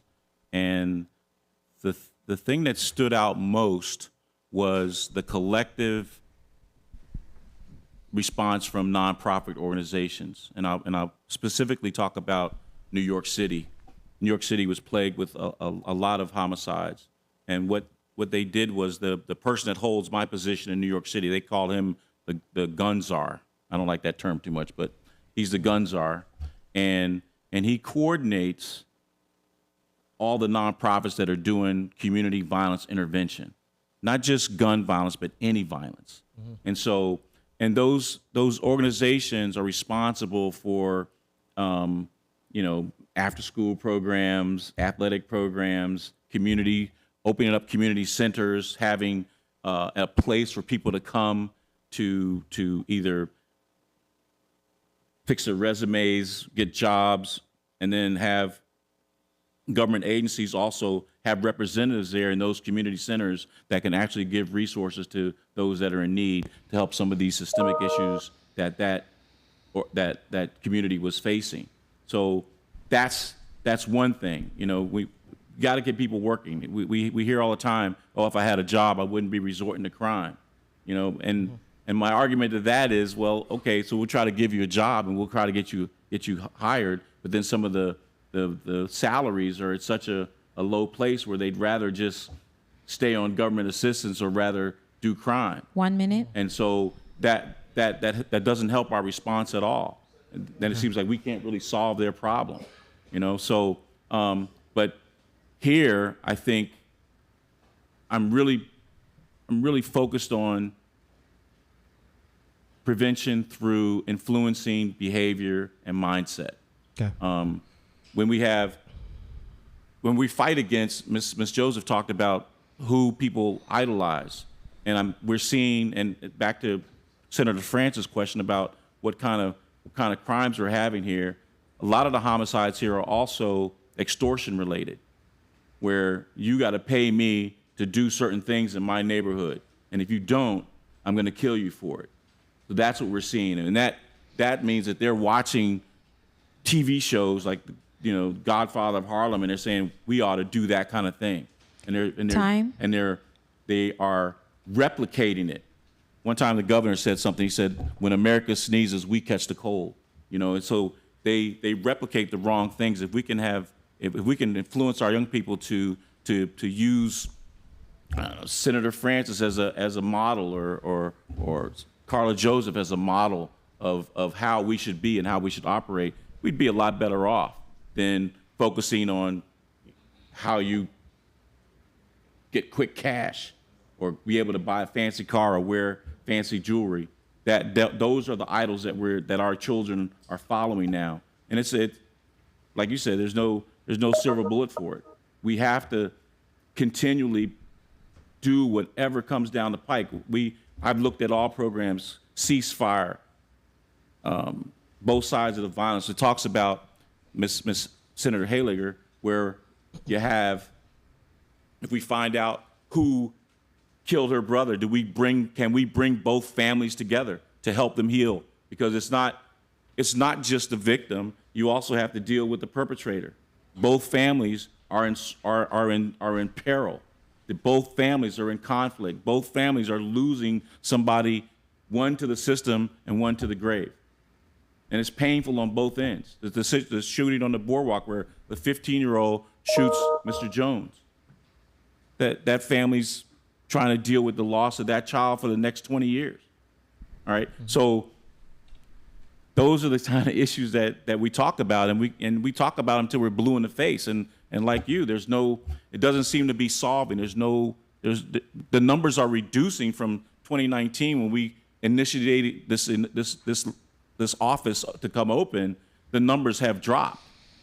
They've dropped significantly, but they climb back up. And then when we have what seems like a murder every week because it's happened collectively, or where you have a mass casualty situation where you have four people shot at the same time, it pushes our feelings higher to where we're hyper vigilant now. Mm-hmm. You know, I don't take any homicide for light, and everyone is a problem. Every homicide is a problem. Absolutely. I wanted to ask you just one final question, really. In your view, just looking at this initiative to have Gun Violence Prevention Week, and I know that your office will be engaged in a major way in this week and planning the activities, etc. What mechanisms do you have in mind that would ensure that this becomes something more than just a symbolic gesture, because we just don't know what else to do? Is there anything that you have in mind, your team have in mind, to make this week something that can lead to a sustained year-round prevention efforts in the territory? Is it just going to be a week? What will be different? What can be different, let's put it that way, about this week? I think what I'd like to do, and we talked about the money from it, but I believe that the best outcome of it is to use that week to bring minds together that have accomplished things to help our community. So if we have a week and sponsor a conference or a forum that folks can come and say, hey, this is what we're doing in our community, and not necessarily just from here, but our partners in the Caribbean. We have people, Tortola is having some issues, Trinidad is having some issues. We can be the lighthouse for trying to solve violence, not only in the Virgin Islands, but also in the Caribbean, because we're all affected. And these things, moving drugs, moving humans, smuggling, always involve guns. Every time. You can't do one without the other. And so I think using this week as a way to focus on what other jurisdictions are doing, have people that are noted professionals in the industry that are doing things. I used to be in contact with the White House office. I've been to the Department of Justice. I have those contacts. But now the White House office is closed. President Trump closed the White House office. So we're rebuilding through the University of Chicago. So there's resources that I have access to that would come down here. Yes, that may cost us something, but I'm sure because we have an advisory council, we also have private donors that do things for us, and certainly hopefully get some grant money to get some of this stuff done. But I think that week as an educational and awareness week would be the way to go. Now, I say that to say that during the rest of the year, we're still doing other stuff. Right. You know, June is beautiful. I'll wear orange because that's the color of violence prevention, but it never stops for us. We are constantly doing stuff all the time, and we're not going to stop. If you told me to fly a red balloon around a territory and it would save a murder, I'd be up in there pulling the gas. Understood. Thank you very much, Director Emmanuel, for your response. Thank you for your flexibility, Mr. Chair. Thank you very much, Senate President Milton Potter. Any alibis from my colleagues? This rounds out this first round. Senator Bolkes, you recognized for your point of information. Thank you, Mr. Chair. I wanted to redeem myself. The Frederick Douglass quote is, it is easier to build strong children than to repair broken men. And if I may have a point of personal privilege, I wanted to introduce my student interns really quickly. Ms. Cassandra Ortiz-Williams, who is going to be a senior at the best high school on the island of St. Thomas. Ivana Idoraken High School, just in case anybody was wondering. In addition to Mr. Sinai Crenshaw, who is a student at the University of the Virgin Islands. Thank you very much, Mr. Chair. Thank you very much. Welcome, students. At this time, the committee will take recess for 2 minutes. The committee stands at recess for 2 minutes.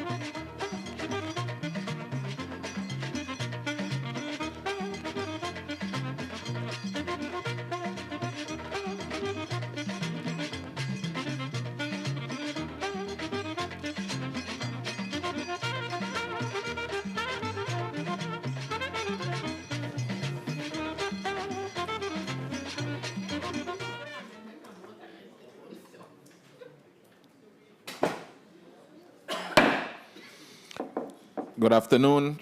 Again, good morning still. Committee on Government Operation, Veterans Affairs, and Consumer Protection is back on the record. I heard a motion. Motion, Senator Carla Joseph. You may proceed. Thank you so much, Mr. Chairman. Mr. Chairman, I move that Bill number 36-0090, an act amending Title I, Virgin Islands Code, Chapter 11, by adding Section 200M to declare the week beginning the Monday before the first Friday in June as the Virgin Islands Gun Violence Awareness Week be favorably voted upon in this committee and forwarded to the Committee on Rules and Judiciary for further action and consideration. I so move.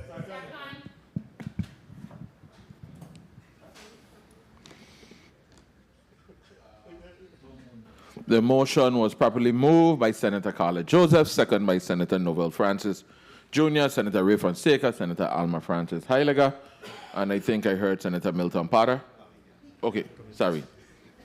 Yeah, he got a vote, man. You sure enough. Madam Clerk, could I have a roll call, please? Senator Ray Fonseca? Yea. Senator Fonseca? Yea. Senator Noel E. Francis Jr.? Yea.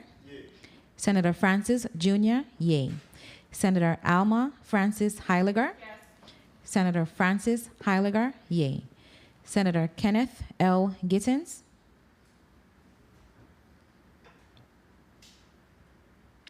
Yes. Senator Gittins? Yea. Senator Franklin D. Johnson? Yes. Senator Johnson? Yea. Senator Carla J. Joseph? Yes. Senator Joseph? Yea. Senator Avery L. Lewis? Yes. Senator Lewis? Yea. Mr. Chair, there are 7 yeas. Thank you. The Bill number 36. Motion made by Senator Carla Joseph and seconded by Senator Novel Francis. Wait. Calm down.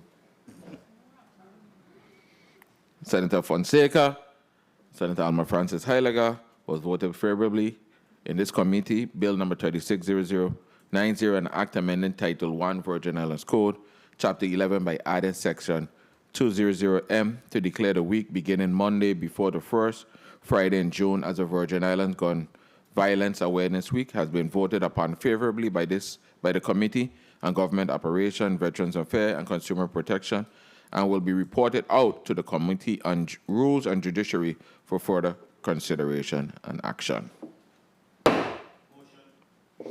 Motion, Senator Ray Fonseca. Mr. Chair, I move Bill number 36-0097, a resolution commending the National Conference of State Legislators, the NCSL, parentheses, on its 50th anniversary and recognizing the NCSL for its commitment to the legislative institution, be voted upon favorably by the Committee on Government Operations, Veteran Affairs, and Consumer Protection, and forwarded to the Committee on Rules and Judiciary for further action. I so move.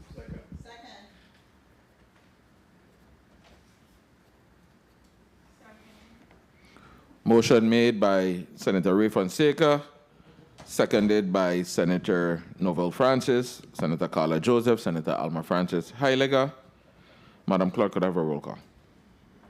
Senator Ray Fonseca? Yea. Senator Fonseca? Yay. Senator Novel E. Francis Jr.? Yay. Senator Francis Jr.? Yay. Senator Alma Francis Heiliger? Yes. Senator Francis Heiliger? Yay. Senator Kenneth L. Gittins? Yes. Senator Gittins? Yay. Senator Franklin D. Johnson? Yes. Senator Johnson? Yay. Senator Carla J. Joseph? Yes. Senator Joseph? Yay. Senator Avery L. Lewis? Yes. Senator Lewis? Yay. Mr. Chair, there are 7 yeas. Bill number 36-0097, a resolution commending the National Conference of State Legislatures, better known as NCSL, on its 50th anniversary and recognizing the NCSL for its commitment to the legislative institution, has been voted upon favorably by the Committee on Government Operations, Veterans Affairs, and Consumer Protection, and will be reported out to the Committee on Rules and Judiciary for further consideration and action. Colleagues, that exhausts everything in Block 1. Testifier, Mr. Emmanuel, I give you 60 seconds to close out. Thank you, Senator Bocas, for pushing this bill forward. Appreciate it, and I certainly appreciate you asking me to come testify and have an opportunity to have a conversation with the Senate for Office of Gun Violence Prevention and the week. We look forward to next year and having all of you involved in what we do, and as well as being involved in upcoming events and strategies that we use throughout the year. I think I'll hold myself responsible for not putting more of the stuff we do in public. I'm not a back patter. I know my team does great work, and we want to do the work. We don't really want the accolades. We just want to get it done. We want to save lives, keep people safe, and keep people out of jail. Thank you. Thank you. You may be excused at this time. Colleagues, again, I exhaust everything, and we exhausted everything in Block 1. I see the testifiers for Block 2 here. I see GRS is in the house, PF in the house for this afternoon, this next block. But the Committee on Government Operation, Veterans Affairs, and Consumer Protection stands in recess for 10 minutes.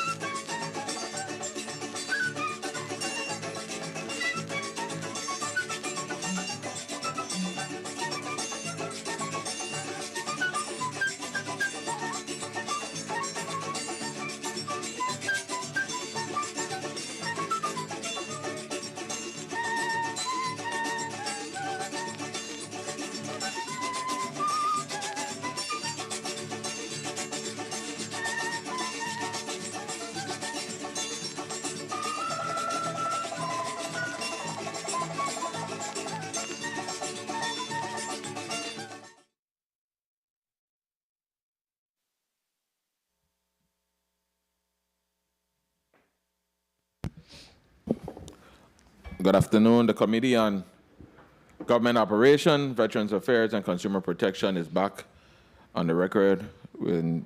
This afternoon we have Block 2. Madam Clerk, could you read the agenda, the revised agenda for Block 2, please? Yes, Mr. Chair. Block 2, Bill number 36-0012, an act amending Title 3 Virgin Islands Code, Chapter 27 to streamline the GERS disability annuity approval procedures and for other related issues, proposed by Senator Milton Potter. Invited testifiers, Mr. Angel E. Dawson, Administrator, Government Employees Retirement System. Mr. Dwayne Carwood, Board Chairman, Government Employees Retirement System.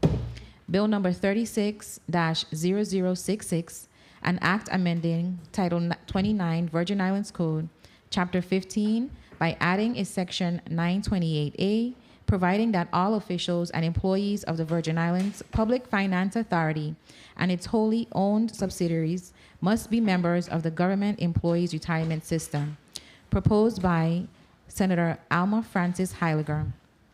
Invited testifiers, Mr. Angel E. Dawson, Administrator, Government Employees Retirement System, Mr. Dwayne Carwood, Board Chairman, Government Employees Retirement System, the Honorable Kevin McCurdy, Board Chairman, VI Public Finance Authority, Mr. Nathan Simmons, Director of Finance and Administration, Public Finance Authority, Mr. Stephen Adams, President and Chief Executive Officer, VINGN.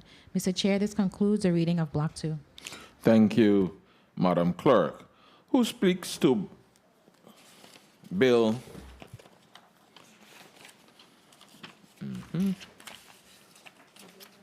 Yes. Who speaks to the bills in this block? Bill number 36-0012.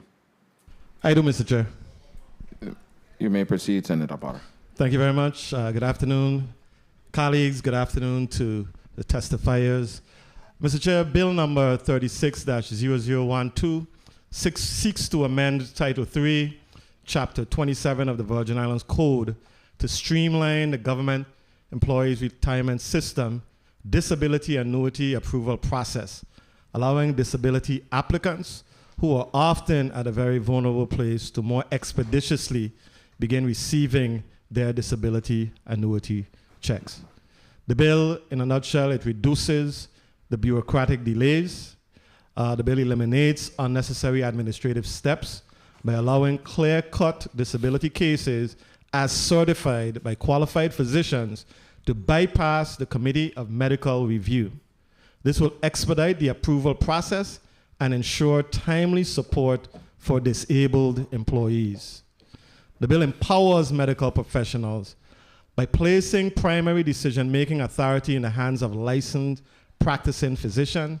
The bill ensures that medical expertise, rather than bureaucratic procedure, is the decisive factor in disability determinations. The bill increases efficiency and reduces costs. Streamlining the process reduces the workload on the Committee of Medical Review and associated administrative costs, allowing resources to be allocated more effectively within the GERS. The bill provides clarity and consistency. The amendments clarify the procedures and standards for disability annuity approvals, reducing confusion for applicants and administrators alike, and ensuring fair and consistent application of the law. The bill supports employee well-being by expediting access to disability benefits for those who are clearly incapacitated. The bill demonstrates a commitment to the well-being and financial security of government employees facing disabling conditions. The GERS is in support of this bill, and at the appropriate time, colleagues, I ask for your favorable consideration of this measure. Thank you very much, Mr. Chair. Thank you, Senator Potter. Who speaks to Bill 36-066? I do. Senator Alma Francis Heiliger, you're recognized. Good day to my colleagues, good day to the testifiers, good day to the people of the territory and staff. I offer 36-0066, an act amending Title 29, Virgin Islands Code, Chapter 15, adding a section 928A, providing for all officials and employees of the Virgin Islands Public Finance Authority and its wholly owned subsidiaries must be members of the Government Employees Retirement System of the Virgin Islands. This piece of legislation is offered because, as you know, there have been several conversations over the years as to whether or not we are in need of having additional people in our retirement system. We've had conversations as to even whether we could merge with some private sector, but at the end of the day, we have government employees that could potentially now be added to our GRS system to potentially aid in whatever we need at this time.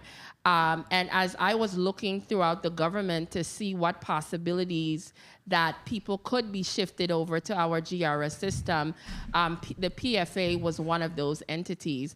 I know there has been questions over the years as to whether they're considered private or public, but based on our court system, which has clearly stated on multiple occasions that the employees are public sector employees. So with that being said, I saw this as an opportunity for those employees, not only for just new ones coming in, but also for those that are in existence. I wanted to share that I did submit an amendment for this legislation a few weeks back. I thought I might have had it today, but that amendment basically states to clarify that, because how we read the legislation, we wanted to clarify that this is for new incoming individuals, but also I wanted to give the current employees an option whether to opt in or out or not. Because I also recognize that if someone has been nurturing their retirement over the years to potentially be abruptly having to shift, we should give them that option if they choose to do so, because some might wish to come over depending on how long they've been vested in the system, and some might say, hey, I've been here long enough, I'll stick to what I have. So that amendment that's going to be coming forth, I'm not sure if I'll get it before this meeting is out, but that particular amendment will give the individuals that are there currently the option to opt in or out, and this law will be henceforth for any new incoming employees that are coming into the system. So I just wanted to clarify that part, because I know I've always been one open and willing to have conversations and listen to ideas, and these things are documents when they come to the floor, but by the time we go through the committee process, sometimes there are amendments that we do add and the entire documentation might be improved, or sometimes we've overdone it and we might end up taking out certain things. So I welcome any testimony here today to see how we could potentially improve this piece of legislation. But I think it's in the best interest of our government to make sure that enough and more people have an option to participate in our government retirement system as possible. So I look forward to the dialogue, and thank you very much, Mr. Chair. Thank you, Senator Francis Heiliger. We're going to go to the testifiers. We're going to start from my left, which is your right, with Ms. Sasso. Put your name and position and the agency you represent on the record, please. Good morning, Senator. I am Shoran D.C. Sasso, Chief Benefits Officer of the Government Employees Retirement System. Ms. Sasso, do that again. Recognize or come closer to the mic or something. Good morning, Senator. I am Shoran D.C. Sasso, Chief Benefits Officer of the Government Employees Retirement System. Good morning, Mr. Chairman and all members of the committee. I'm Angel Dawson, Jr., Administrator and Chief Executive Officer of the Government Employees Retirement System. Afternoon. Good morning, Mr. Chairman. I'm Dwayne Calwood, Chairman of the Board, Government Employees Retirement System. Good morning. Good afternoon. Good afternoon. Sorry. Mr. Chairman and members of the committee, now the senators, my name is Nathan Simmons. I'm Director of Finance and Administration at the Public Finance Authority. Good morning, Chairman. This is Laura Lee Farrington, I am staff counsel with the Public Finance Authority. Good afternoon, Chairman. My name is Elisa G. Hodge. I'm the Comptroller at VINGN Inc. Testifying virtually should be our President and CEO, Stephen Adams. Good. As it pertains to Bill 360112, an act amending Title 3 Virgin Islands Code, Chapter 27, to streamline the GRS disability annuity approval procedures and for other related issues. Testifier would be Mr. Calwood, Chairman? Yes, sir. Okay. Is Mr. Adams online? He should be. Media? Oh, okay, there he is. Good. Could Good you afternoon, introduce Chairman. yourself? Could you introduce yourself and name and position, Good please? afternoon.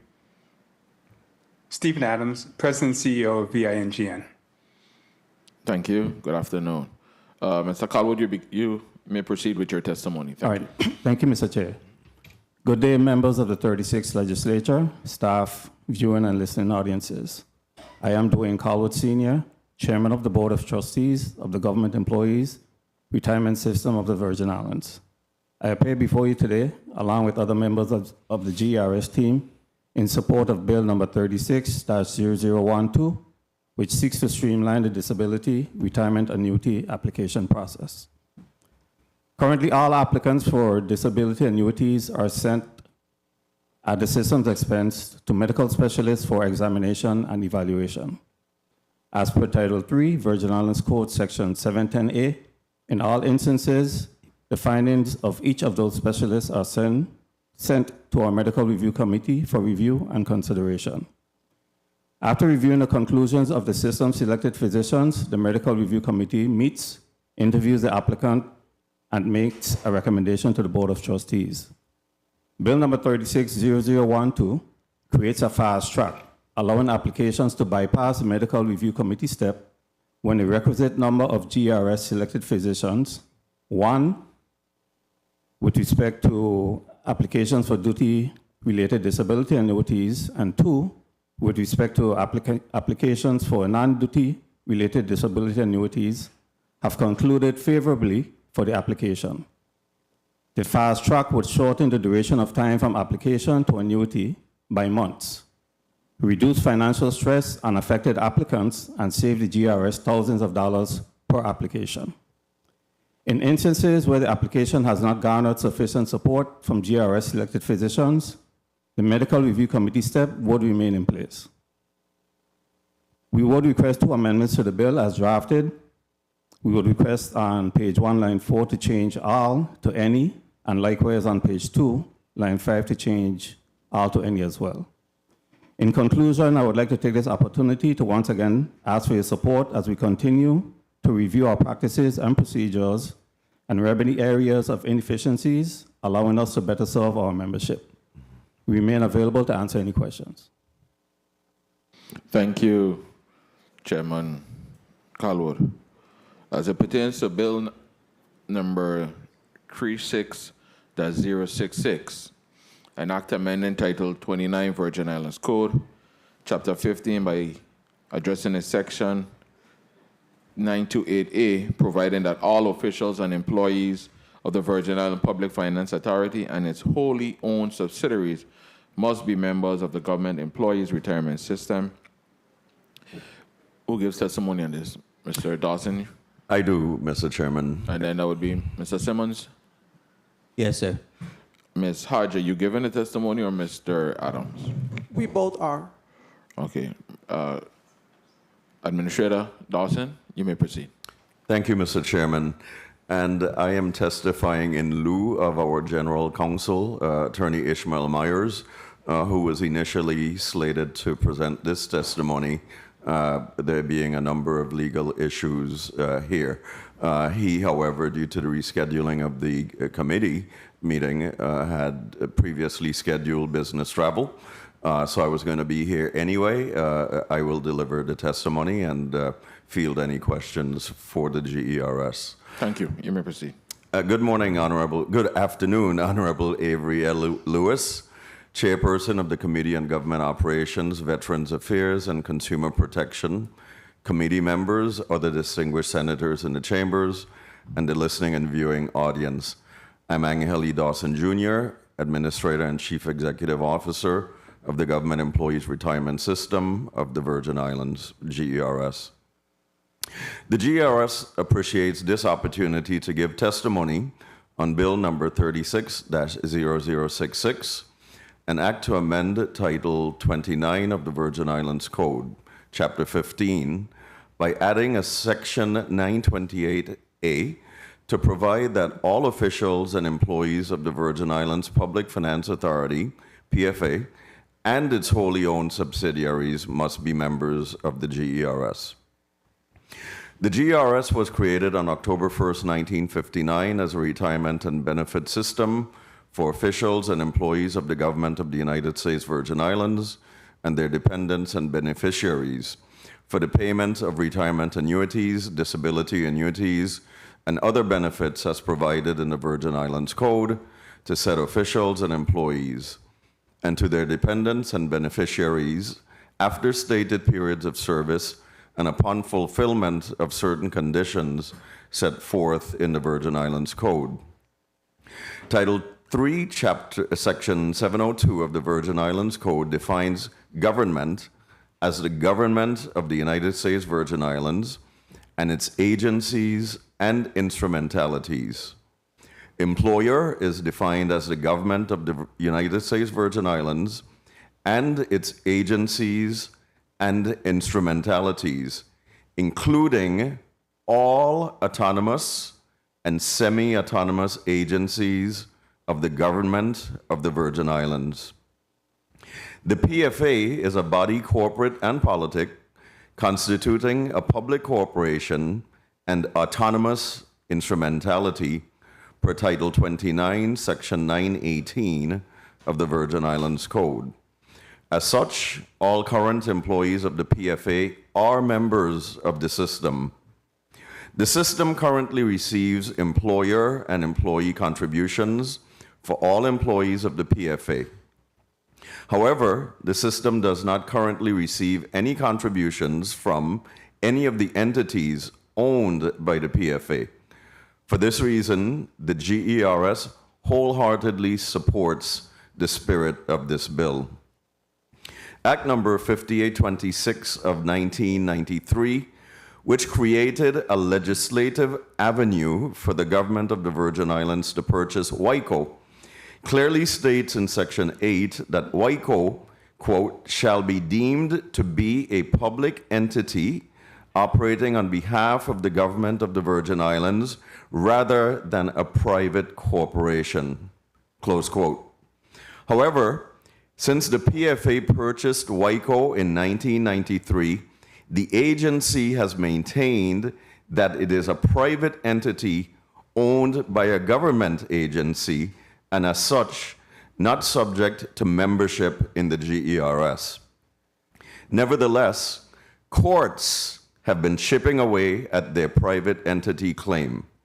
In Sproul v. West Indian Company, 799 F. 3rd 226, the Third Circuit held, quote, because WICO was established as a government corporation pursuant to a special act of the Virgin Islands legislature to further government objectives, and WICO is permanently and completely controlled by government appointees, it is part of the government for the purposes of a constitutional and 1983 claim, end quote.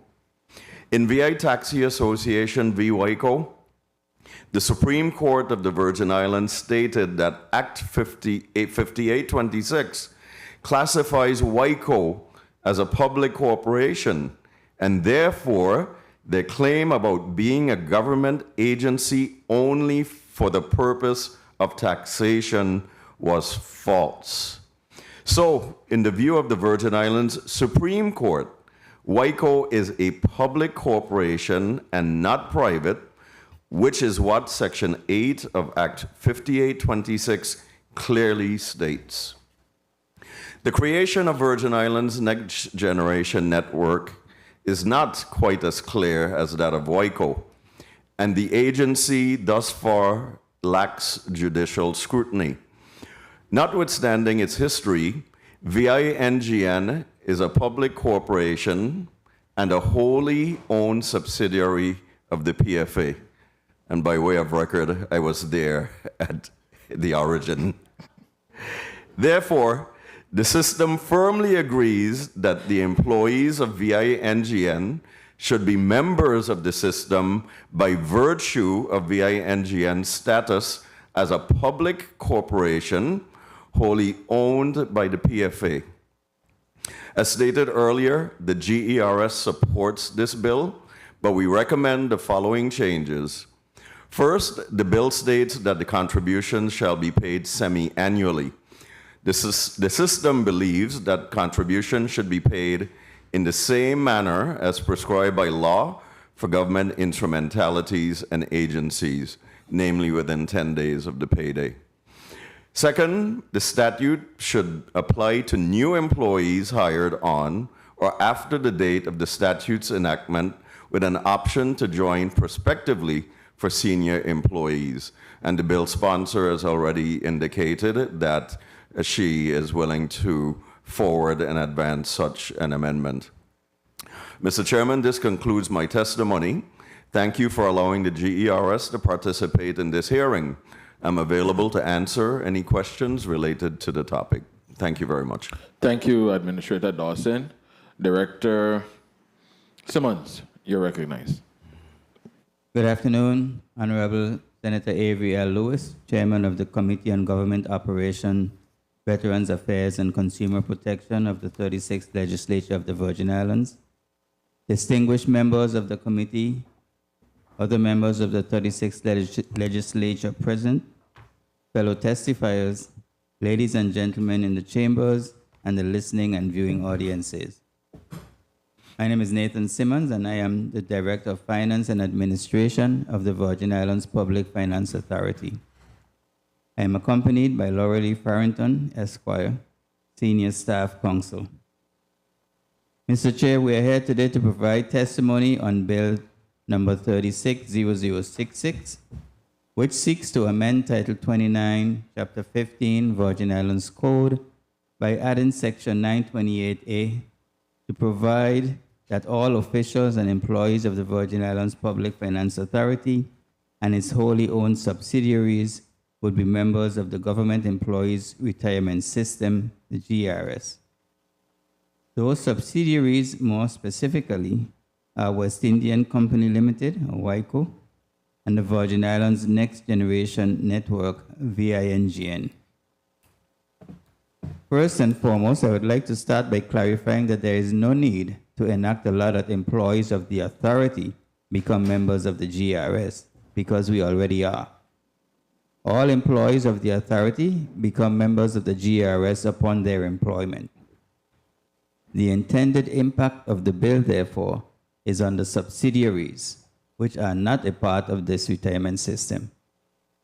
The bill assigns the authority with the responsibility of contributing to the GRS not only for itself, which it already does, but for the officials, officers, and employees of the subsidiaries as well. We cannot facilitate such a mandate, as each subsidiary has its own separate and independent operations and financial management system.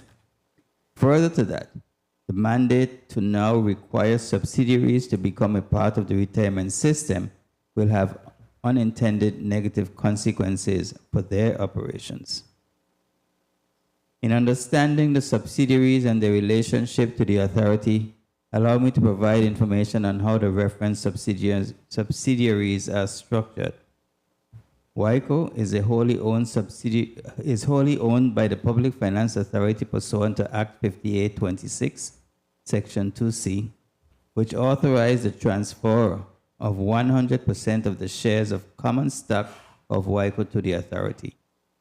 Once acquired, WICO, per Section 8B of the Act, was granted the status of a public corporation and governmental instrumentality of the Government of the Virgin Islands and deemed a public entity operating on behalf of the government of the Virgin Islands. While the authority is the sole shareholder of the stocks of WICO, the day-to-day management of the affairs of WICO is not handled by the authority. WICO operates independently of the authority, having its own board of directors and an executive management team. VINGN, on the other hand, was created by the authority pursuant to authorization granted it by Act 7240 to serve as a public corporation and a wholly owned subsidiary of the authority, subject to the requirements of the laws of the Virgin Islands of the United States, and more particularly, the General Corporation Law of the Virgin Islands, Chapter 1, Title 13, Virgin Islands Code. More specifically, VINGN was created to enable the territory to qualify for and implement the United States Department of Commerce's Broadband Technology Opportunity Program grants. As a subsidiary, VINGN is a separate legal entity from the authority, and like WICO, VINGN operates independently of the authority and has its own board of directors and executive management team. In a nutshell, WICO and VINGN are distinct legal entities separate and apart from the authority that have their own assets, liabilities, and financial obligations. They have their own separate financial management systems and are responsible for paying their own obligations. Hence, the authority cannot be responsible for or facilitate the payment to the GRS of the cost of retirement for the officials and employees of the subsidiaries. Beyond that, it is important to note that each of the subsidiaries have an established participatory retirement plan for their employees that has been in existence for many years. VINGN offers its employees a simple IRA. WICO, on the other hand, offers its employees a defined contribution retirement plan through Voya Financial, to which eligible employees make mandatory after-tax contributions of 3% with a company match of 3%. In addition to mandatory contributions, employees can make voluntary 401k pre-tax contributions of 1% to 4% toward their retirement. Both subsidiaries have expressed concerns that mandatory participation in the GRS would create significant challenges, including but not limited to loss of key personnel, increased retirement contribution obligations substantially from a 3% matching contribution for participating employees to a mandatory 11% GRS contribution for all employees. Substantially increased employer contribution from 3% to GRS contribution of 22.5%, which would present a financial hardship on both entities. We have been advised that VINGN is on track to earn a profit for the first time this year, and that forcing them into the GRS would put this goal permanently out of reach. Further to that, the bill does not provide a mechanism for the current retirement benefits the employees of the subsidiaries have earned, or how prior years of service will be addressed.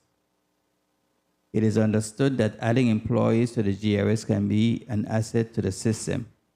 However, this bill would add a financial strain on the subsidiaries and create uncertainty in the hiring opportunities and retention of current employees. Accordingly, the authority does not support Bill 360066. Thank you for the opportunity to provide comments on this bill.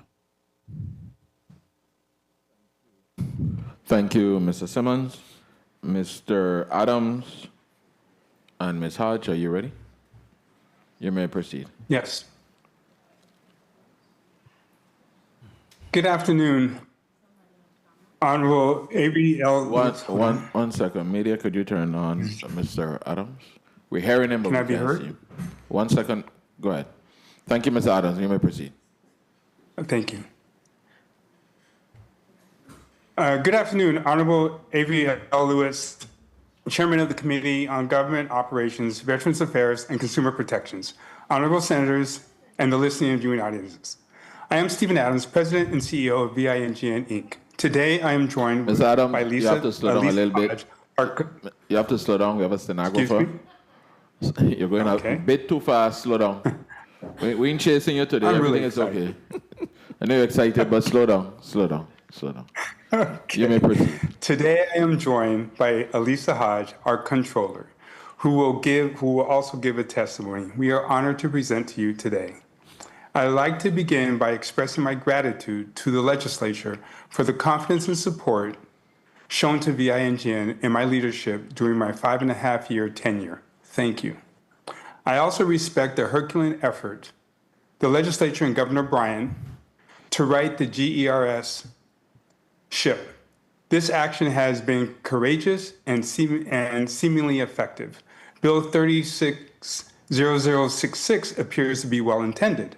However, it fails to address key underlying concerns which adversely affects GRS and its cash flow. This includes outstanding employee contributions from WAPA of $8.9 million, with the hospitals owing a combined $3.8 million, the annual refund of employee contributions to non-vested government employees, which was $6.4 million in 2022, also adversely impacts GERS's cash flow. Unlike my previous testimonies to various legislative committees, which have been informative in nature, I come to you today to vigorously oppose Bill 360066, which would mandate all VINGN employees to join GERS if enacted. It would have profound detrimental consequences for all VINGN employees and the viability of the company as an ongoing concern. Before presenting my arguments, I would like to tell you about VINGN's role in the community. VINGN is an instrumentality of the U.S. Virgin Islands government established in 2010 by this legislative body. We are solely owned by the Public Finance Authority. However, we are an incorporated entity with an independent board of directors, of which Governor Bryan is our chairman. VINGN is a middle-mile provider of broadband services to the internet service providers in the territory. We sell wholesale internet connectivity in an open and non-discriminatory manner. The ISPs, in turn, resell as last-mile internet access. VINGN's mission is threefold. First, make the internet widely available. Second, ensure access affordability. And third, maintain a resilient network. Additionally, we also manage over 100 free community internet Wi-Fi hotspots with over 460 access points in county. Free Wi-Fi has been a widely popular initiative. Now on to my objections to Bill 360066. Currently, 18 of VINGN's 24 employees participate in a Fidelity Investment Simple IRA that was established in 2017. Fidelity is an investment institution that is highly respected for its stability and financial performance. VINGN offers a 3% employer match, which is a standard for a corporation. The plan offers a wide range of options depending on the employee's investment risk tolerance, which is a key reason why our employees volunteer to participate. This benefit gives them full control of their financial future. Now let's look at the numbers and what they may mean for VINGN. Employees have the option to contribute up to 15% of their salary annually to their Fidelity Simple IRA. They can adjust their contributions amount at any time, whereas in GERS, it is fixed at 11.5%, with no option to recalibrate to individual life circumstances.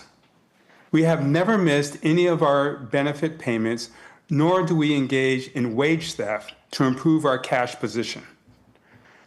Under the GERS plan, VINGN would have to pay an exorbitant 26.5% match, which we cannot afford or sustain. We consider this to be a usury rate. The following are financial implications if VINGN must pay 23.5% more in matched funds to the GERS pension plan versus our current simple IRA.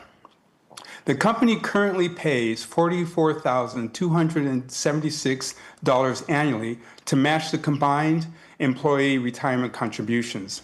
The GERS plan, if applied to all VINGN's employees, would cost $563,835 annually in matched funds. This represents a 1,173% increase in employer contributions, which would eventually bankrupt VINGN. This increase would require us to either lay off 7 hardworking Virgin Islanders, which is 29% of our workforce, or raise salaries 8.5% across the board to retain employees by compensating them for the unanticipated reallocation of their wages. Both options would have negative financial impact on the company. It is important to note that VINGN earns 100% of our operating budget from ISP wholesale broadband revenue. We do not have a government funding source to close the gap between our Fidelity Simple IRA and GRS pension match program.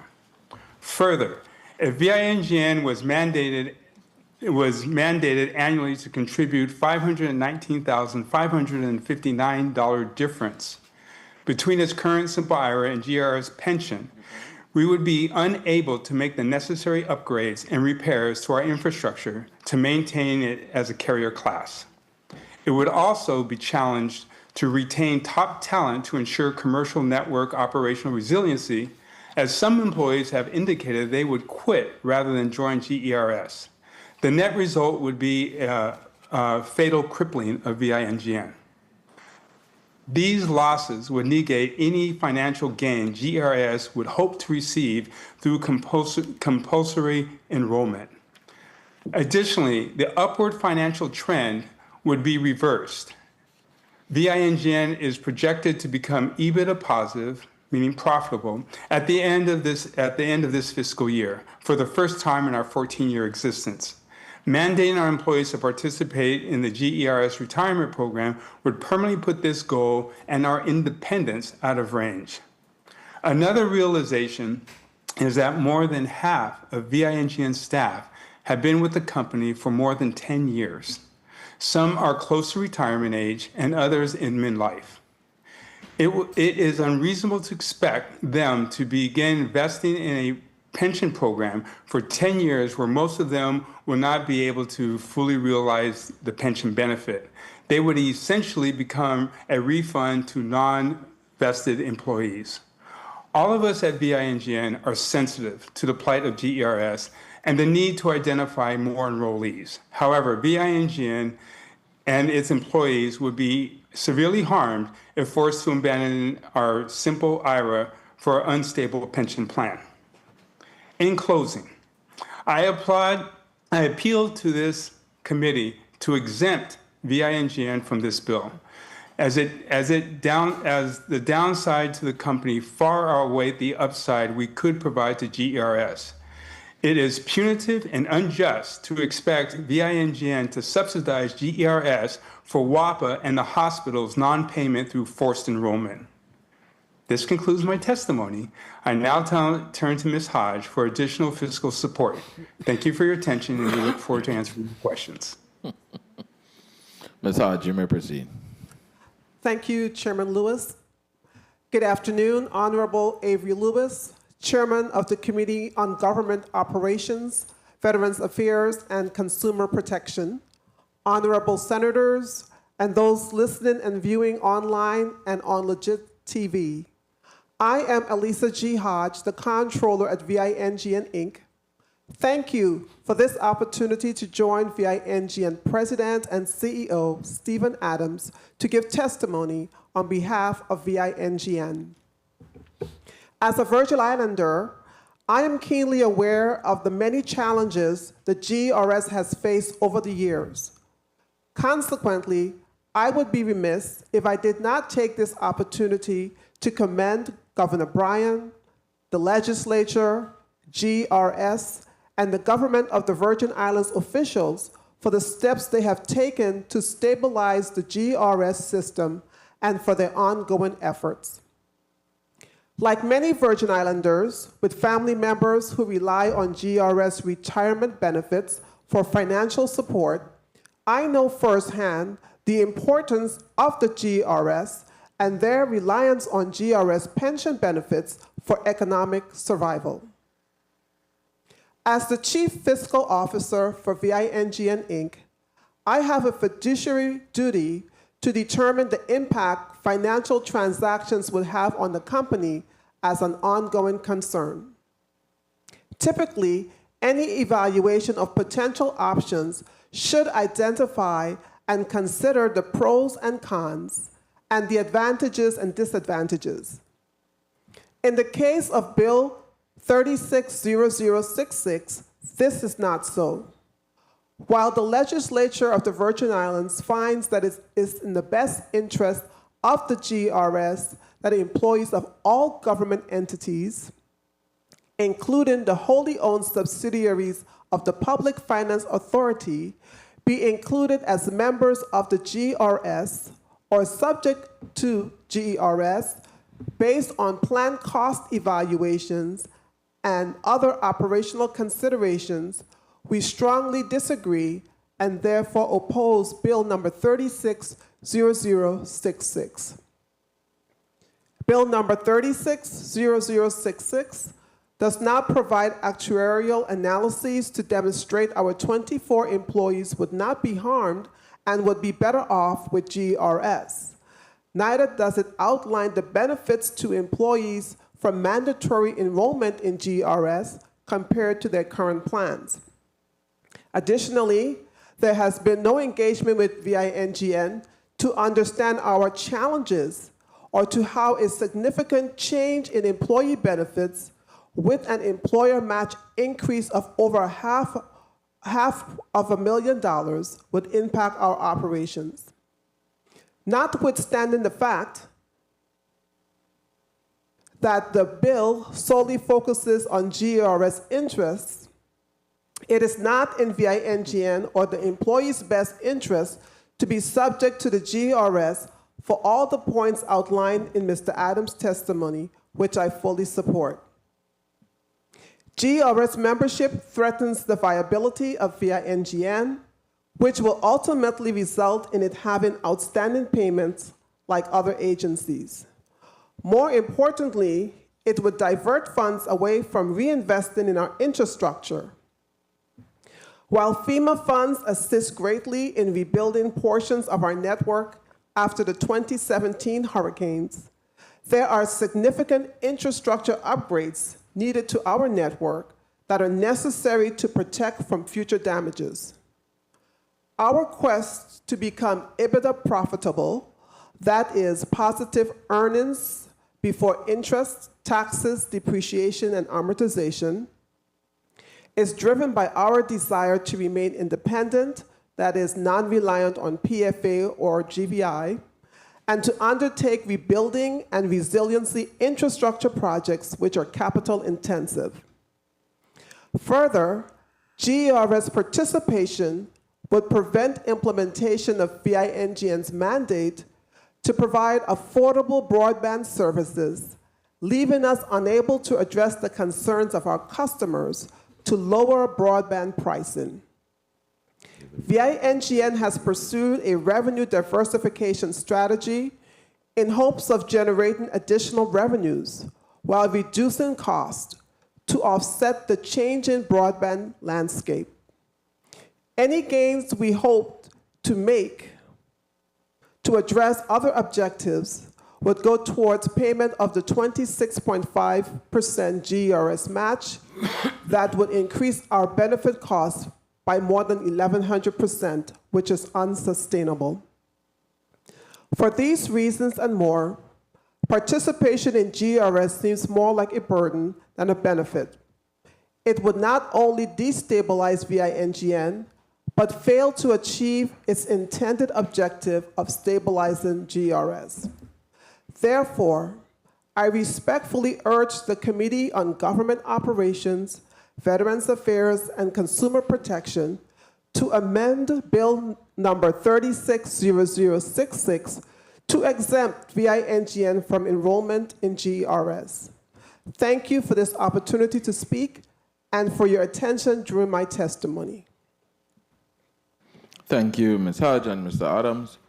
Colleagues, circulating on the floor now, it's up on the drive as well. We have a testimony from Ms. Letitia Florent Isaac, IT manager with the VINGN. It's up on the drive if you want to peruse it. Colleagues, we're going to move to 5-minute round. 5-minute round, and the order is as follows. 1 second, Senator Heidegger. Senator Novelli Francis, Senator Franklin Johnson, Senator Carla Joseph. Then we have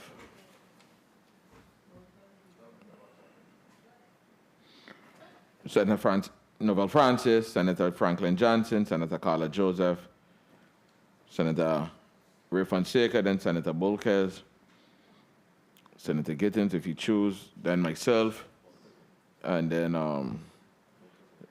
Francis Heiliger and Senator Potter. Senator Francis Heiliger, you're recognized for your point of information. Thank you. I just wanted to ask a representative from PFA as well as VINGN. Do you consider VINGN? Do you consider yourself a private or a public entity? And to PFA, since WICO is not here, do you consider WICO a public or private entity? Thank you.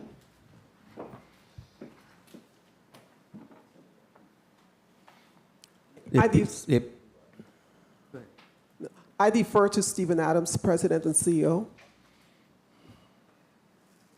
VINGN considers itself by its board to be a public-private corporation. We're owned by PFA, so we have one shareholder. Yet we have an independent board of directors, for which I am also a board member, that deals with its operations. So we function as a private corporation that has one shareholder, which is the Public Finance Authority.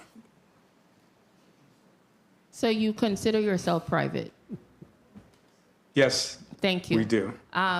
Could you share with me, Mr. Good day, Senator. Our testimony clearly states that we consider both WICO and VINGN to be public corporations. Thank you so much.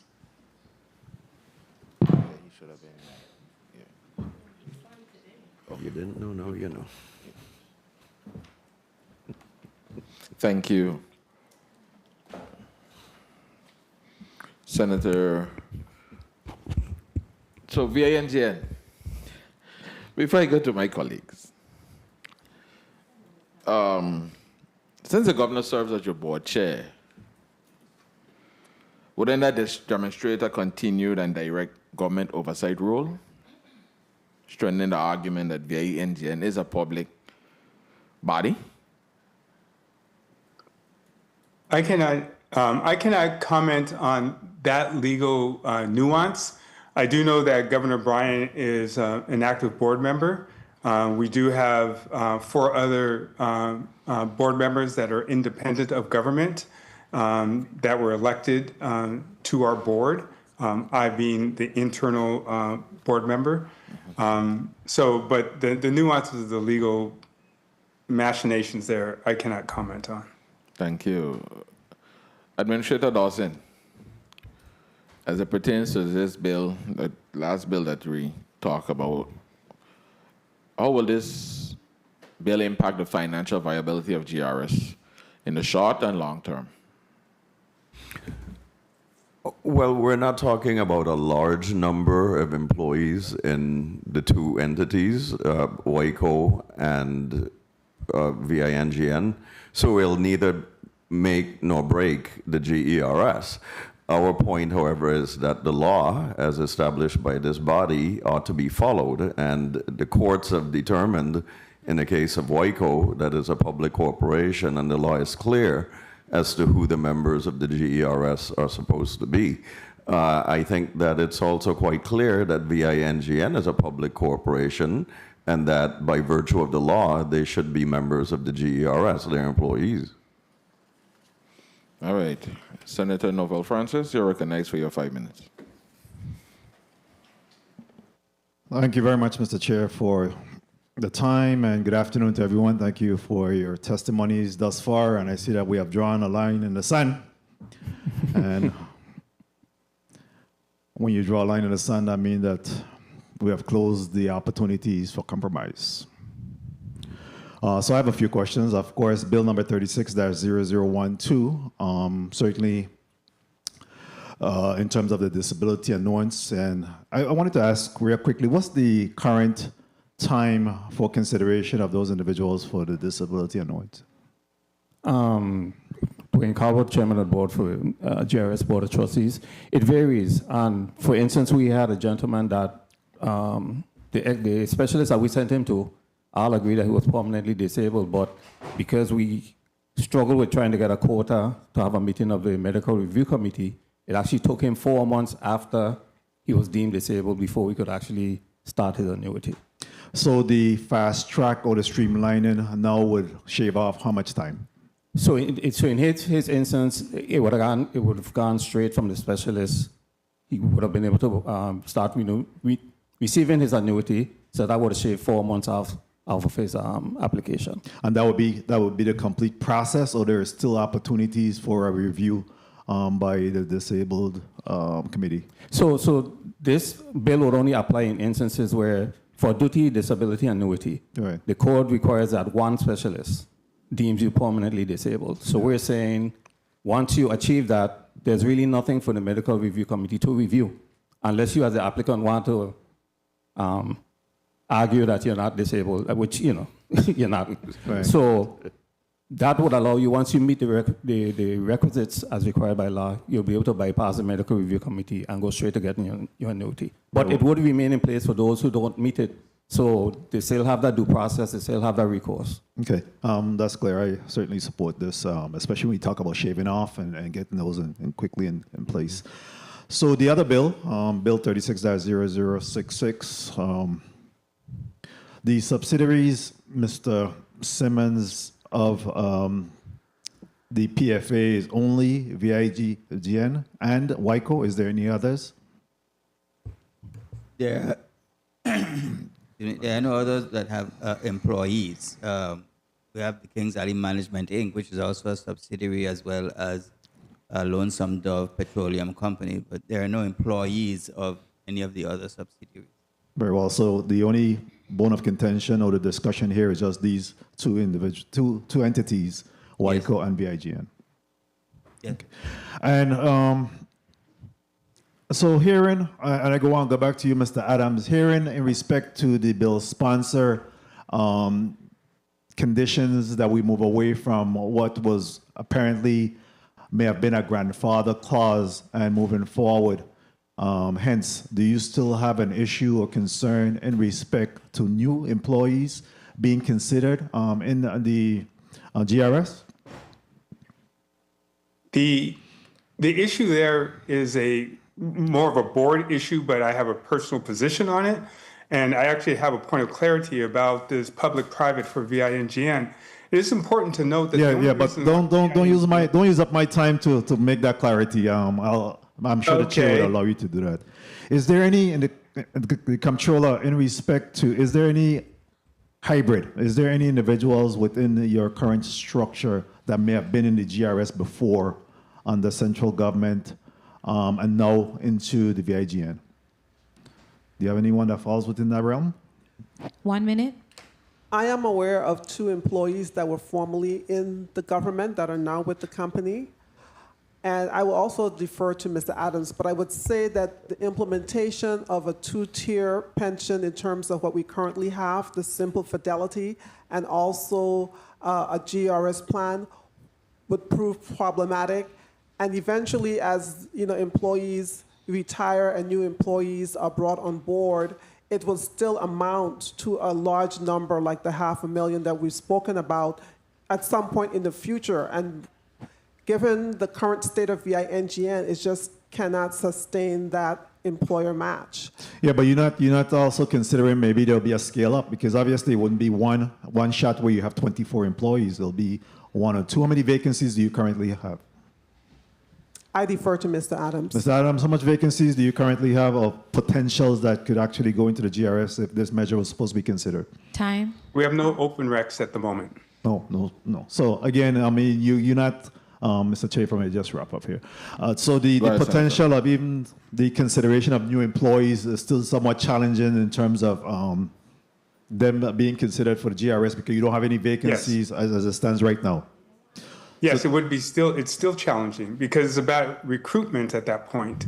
And one of the things that, we do have some high earners on our payroll, and to be able to attract, especially from the private sector is used to 401ks and IRAs and not a pension plan that has been faltering. So it hinders us in recruitment. Okay, and my final question, because my time has been called, have there been any communication whatsoever between GRS and PFA / VIGN and WICO? Any communication among you regarding this bill in particular? Yeah, it was brought to our attention through PFA. GRS, you had any conversation with them in respect to their position in this bill? Thank you, Senator Francis. We have not had any discussions with VINGN. We have had informal exchanges with WICO, but nothing formal on the record.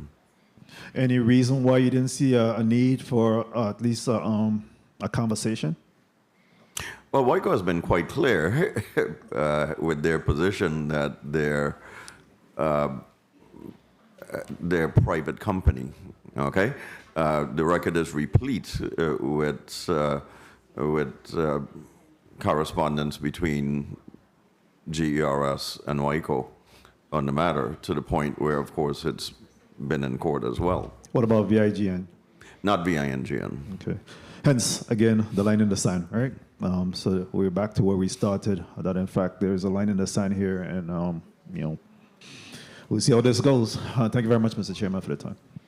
Thank you, Senator Francis. Mr. Simmons, do you have exact projections, or did you run any kind of cost analysis on how this mandatory GRS participation would affect the budgets of VINGN or WICO and WICO? No, Senator, we did not. We relied on the subsidiaries to provide their impact analysis. All right. And you're saying, to the best of your knowledge, the current offerings of VINGN and WICO, comparing costs and benefit value to the employees of GRS is significantly different. The cost of the contributions to the GRS is significantly higher than the 3% match that the subsidiaries currently pay for their current retirement programs. Okay. Point of information, Senator Alma Francis Heiliger. So much. I just wanted to ask one question. So, and just make a statement. I know we do not have the document here because a lot of the argument that I'm hearing is kind of moot based on me sharing what my amendment says. My amendment is going to be for employees coming in the future. And also, we are going to give an option for those that are vested, usually that's 10 years or more, to have the option if they would like to become part of GRS or not. It is ultimately their choice. If all of them choose not to, they just don't do it. But we as legislators have to start making laws to create a shift for the future. We are not making laws to impact or go after those here, but we're making laws to improve and fix our government as we go along. So I just wanted to put that on the record so you guys could understand that. Thank you. Mr. Simmons, being that said, would that be a viable option if we had a opt-in clause for the current employees and a mandatory enrollment for new hirees? What's your position? Would still be the same? the PFA would strongly consider that it would apply to new employees only. Like I said, the impact analysis would have to be conducted by the individual entities. Our concern with the bill also is that the PFA is being required to make the contributions for these entities. We oppose that. And I didn't hear that the amendment is going to address that. So you're along the frame of mind that the entities would be responsible for their contributions, employee and employer. It is, yes. It is their employees, it is their contributions to make. They have their own revenue streams, they have their own operations, they pay their own bills. We don't pay, we don't operate them, we don't run their day-to-day operations. So why would you make us responsible to make their payments to the GRS? Okay. Senator Bolkes, you're recognized for your 5 minutes. Thank you, Mr. Chair. Good afternoon, Mr. Chair. Good afternoon, colleagues. Good afternoon to the listening and viewing audience, and good afternoon to the testifying panel here from the Government Employee Retirement System and the Public Finance Authority. Concerning Bill 36-0066, curious to know what would be the estimated annual employer-employee GRS contribution, or presumably would that still be the 11.5, or would that look different to the administrator of GERS? Are we talking about 11.5%? Yes, it would be the standard program that we have presently. Standard, okay. And how does how does that for PFA? Your employees pay the same standard 11.5%, correct? Our employees pay the required contribution rate based on their tier. Their tier, right. On their tier, okay. Thank you for the clarification. It seems as if your subsidiaries, based on the testimony here today, are not in favor because they're not in a financial position to absorb potentially what this bill would be doing. So I'm curious to know if there would be some approach. Is there an option for an approach, at least on your side, to sort of do it in tranches? Is that something that you would consider? Or over a period of time? That question is to the PFA? Yes. No, Senator, that is exactly our concern with the way the bill is written. We do not want to be in a position to have to make the payments on behalf of the subsidiaries. Okay, very well. And going over to VIGN, quick question. Do you observe government holidays or government-related and pay your employees for those days? Yes, we do. You do? Okay, so that presumably makes me feel that you're a public entity. And I know that your position is that you're private. Concerning your contributions right now with, I think you said, the IRA. Is that correct? Yes.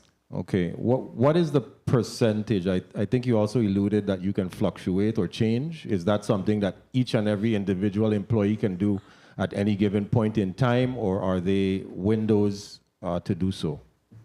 Windows throughout the year? Elisa, please correct me if I'm wrong, but it's up to 15% of their salary, and they have total control of their contributions and when they change their plans on each payroll cycle. So they have a lot of flexibility in how they manage their retirement plan. So they can, 26 times a year, they can change their contribution based on the biweekly pay periods? Rarely happens, but technically they could. They could. Okay. And so they can fluctuate anywhere from what is the lowest? Because you mentioned 15%. It could be as low as 5% of their salary. What has happened in the past is some people have participated at full 1 rate, minute. and then they have dropped back because of their financial positions at the time. So the simple IRA gives them the flexibility to be able to adjust to their family needs and also their risk. So in today's financial climate, you might be in high risk yields, and you might decide that you want to be able to do treasuries or something like that. So we have, because they're with Fidelity, they have the whole Fidelity portfolio that they can work with.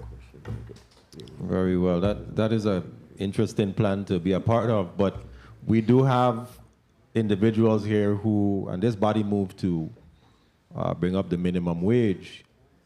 Some employees don't have that leisure in the sense of being able to change their contribution and have to sort of adjust. I'm not saying it's right, but I think that with the current state of affairs when it comes to our GERS system that is before us, and Mr. Chair, if I may. You may wrap up. Thank you, Mr. Chair. The GERS system is 25% of our GDP, and it's a very important part of how our government works.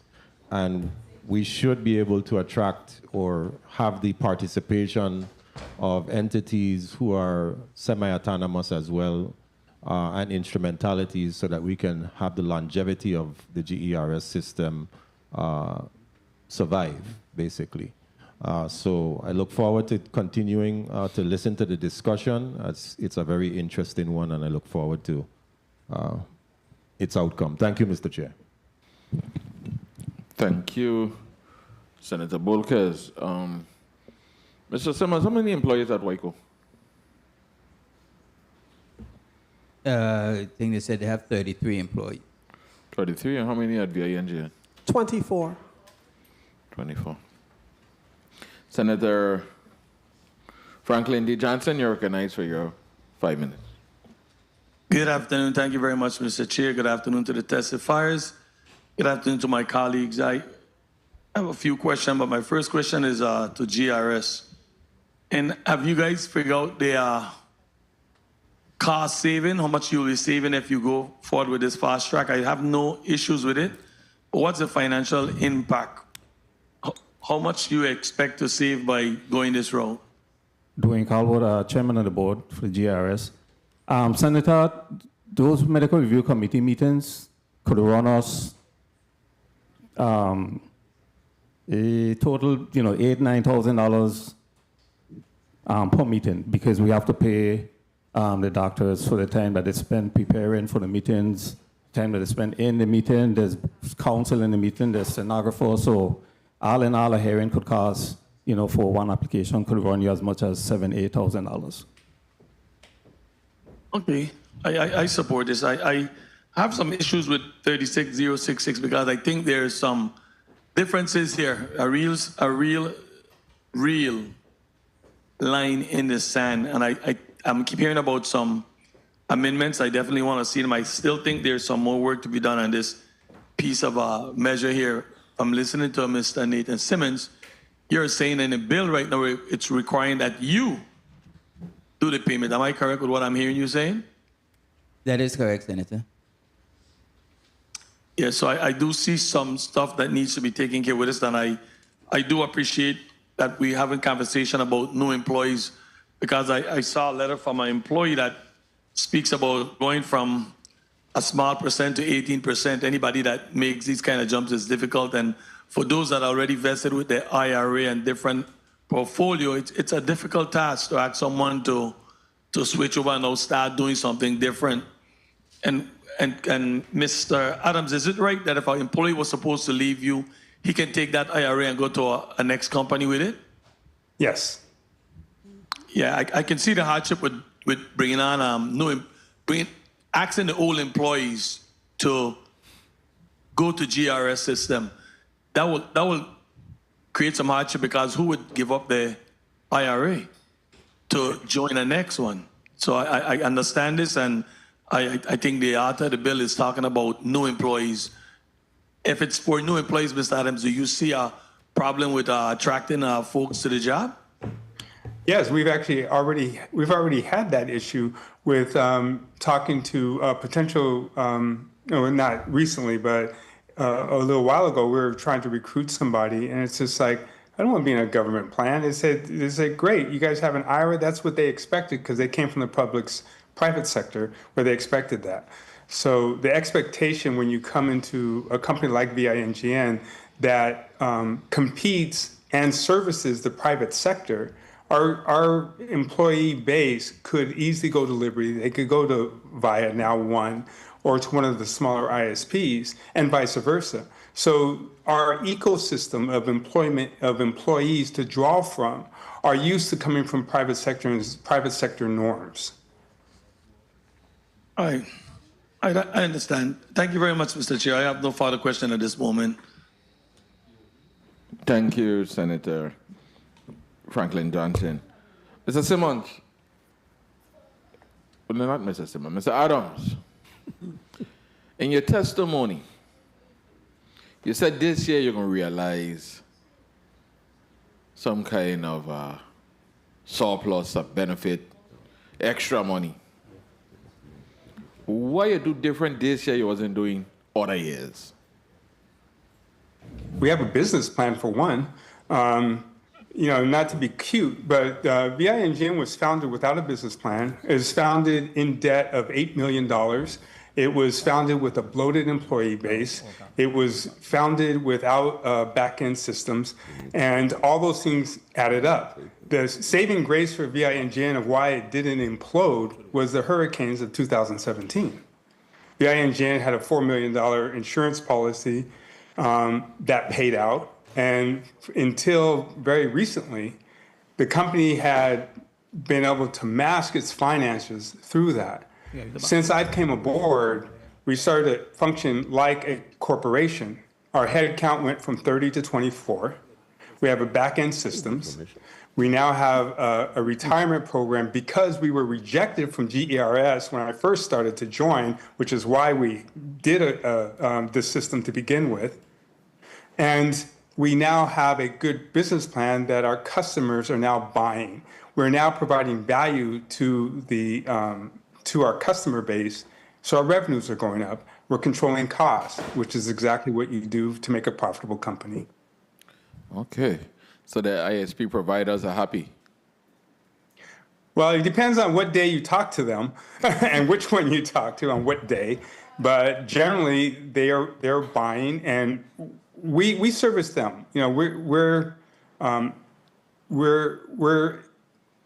We are a vendor to our RSPs. So if our RSPs are not happy, then we're not going to be able to be around very long. They keep buying products. We're diversifying our portfolio of services that we offer to them and to government and to other entities outside of the territory to be able to provide a holistic, diversified revenue stream so that we can weather the storms and we can reinvest into our network, which is very capital intensive. Like any infrastructure, it costs a lot to maintain. VINGN has not been able to maintain its network in the past because we didn't have the cash flow to do that. So as Ms. Hodge had mentioned, once we become EBITDA positive, once we become profitable, we will be able to invest those right back into our network and be able to retain our customer base and retain our employee base, most importantly. All right, so Mr. Simmons, you hear it there. He's making a profit, and somewhere along the line, the people at the board are going to see a reduction in the internet bill and everything else. You agree? That's what the president and CEO of VINGN is saying. That's fine with me. I'm looking forward to mine. Your reduction too, right? Yeah. All of us. Senator Carla J. Joseph, you're recognized for your 5 minutes. Thank you so much, Mr. Chairman. A pleasant good day to all of the testifiers and, of course, the listening and viewing audience, as well as my colleagues here. I wanted to really ask some questions with VINGN. I'm having a little bit of an issue with Bill number 36-0066, and it's primarily because of the letter that the employee sent, because now they are shifting, and I know the bill sponsor, the gentle lady who is the only female minority senator, indicated that she is going to be bringing an amendment which will affect and have new employees who are coming on board in either WICO or at VINGN be required to sign up for the government employees retirement system. So I like that idea sort of, but I wanted to ask either Administrator Dawson or Ms. Sasso, do we have any entity right now, or government entity, or even semi-autonomous entity that offers option for retirement pensions within the Virgin Islands and that are part of GRS? The only one that, good afternoon, Senator. The only one that comes to mind is the University of the Virgin Islands that does have TIA CREF, but they are also a part of the GERS for certain classes of employees. Okay, and that was what I was looking at, to see if we could find some kind of common ground where we're offering an option similar to what the University of the Virgin Islands offers, because they are not necessarily structured like all of the government entities proper, and we don't want to put a major burden on the general fund, because we are going to have to pay the difference.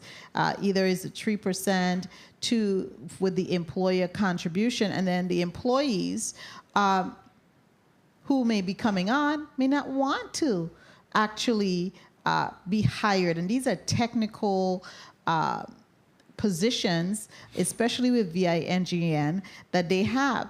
Is that something that you think could work, at least to offer an option?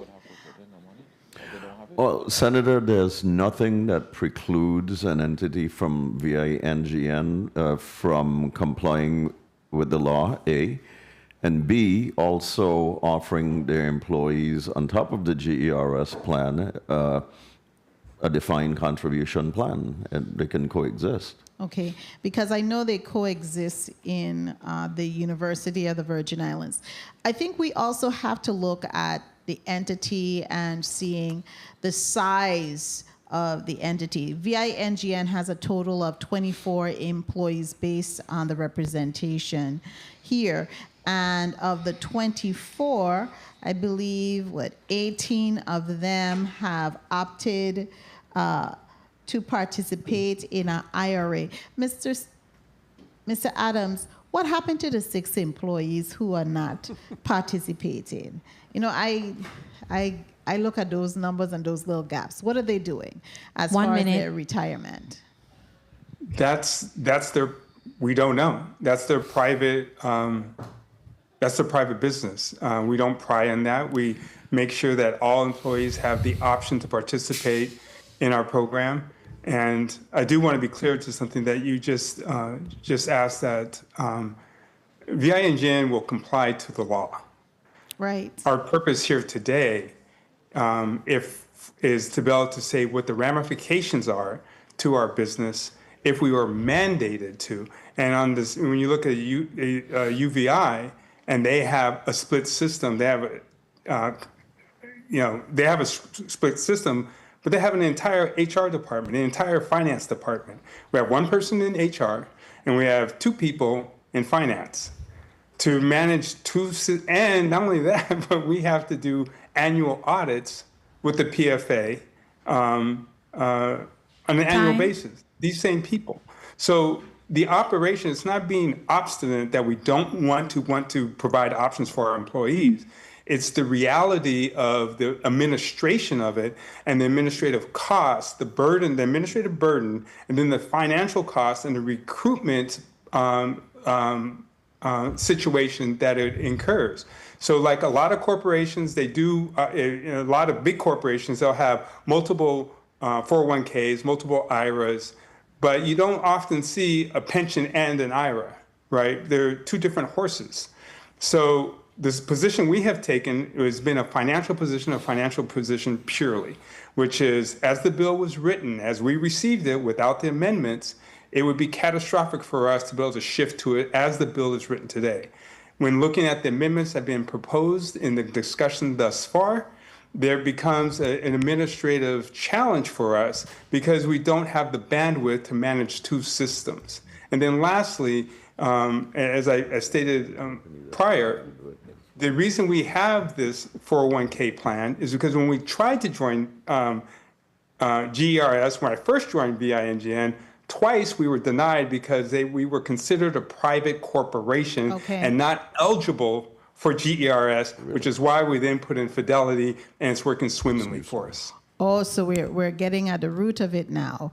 I don't know under which administration of the board had made that determination. Not this one. I know it's not this one because you just came on board,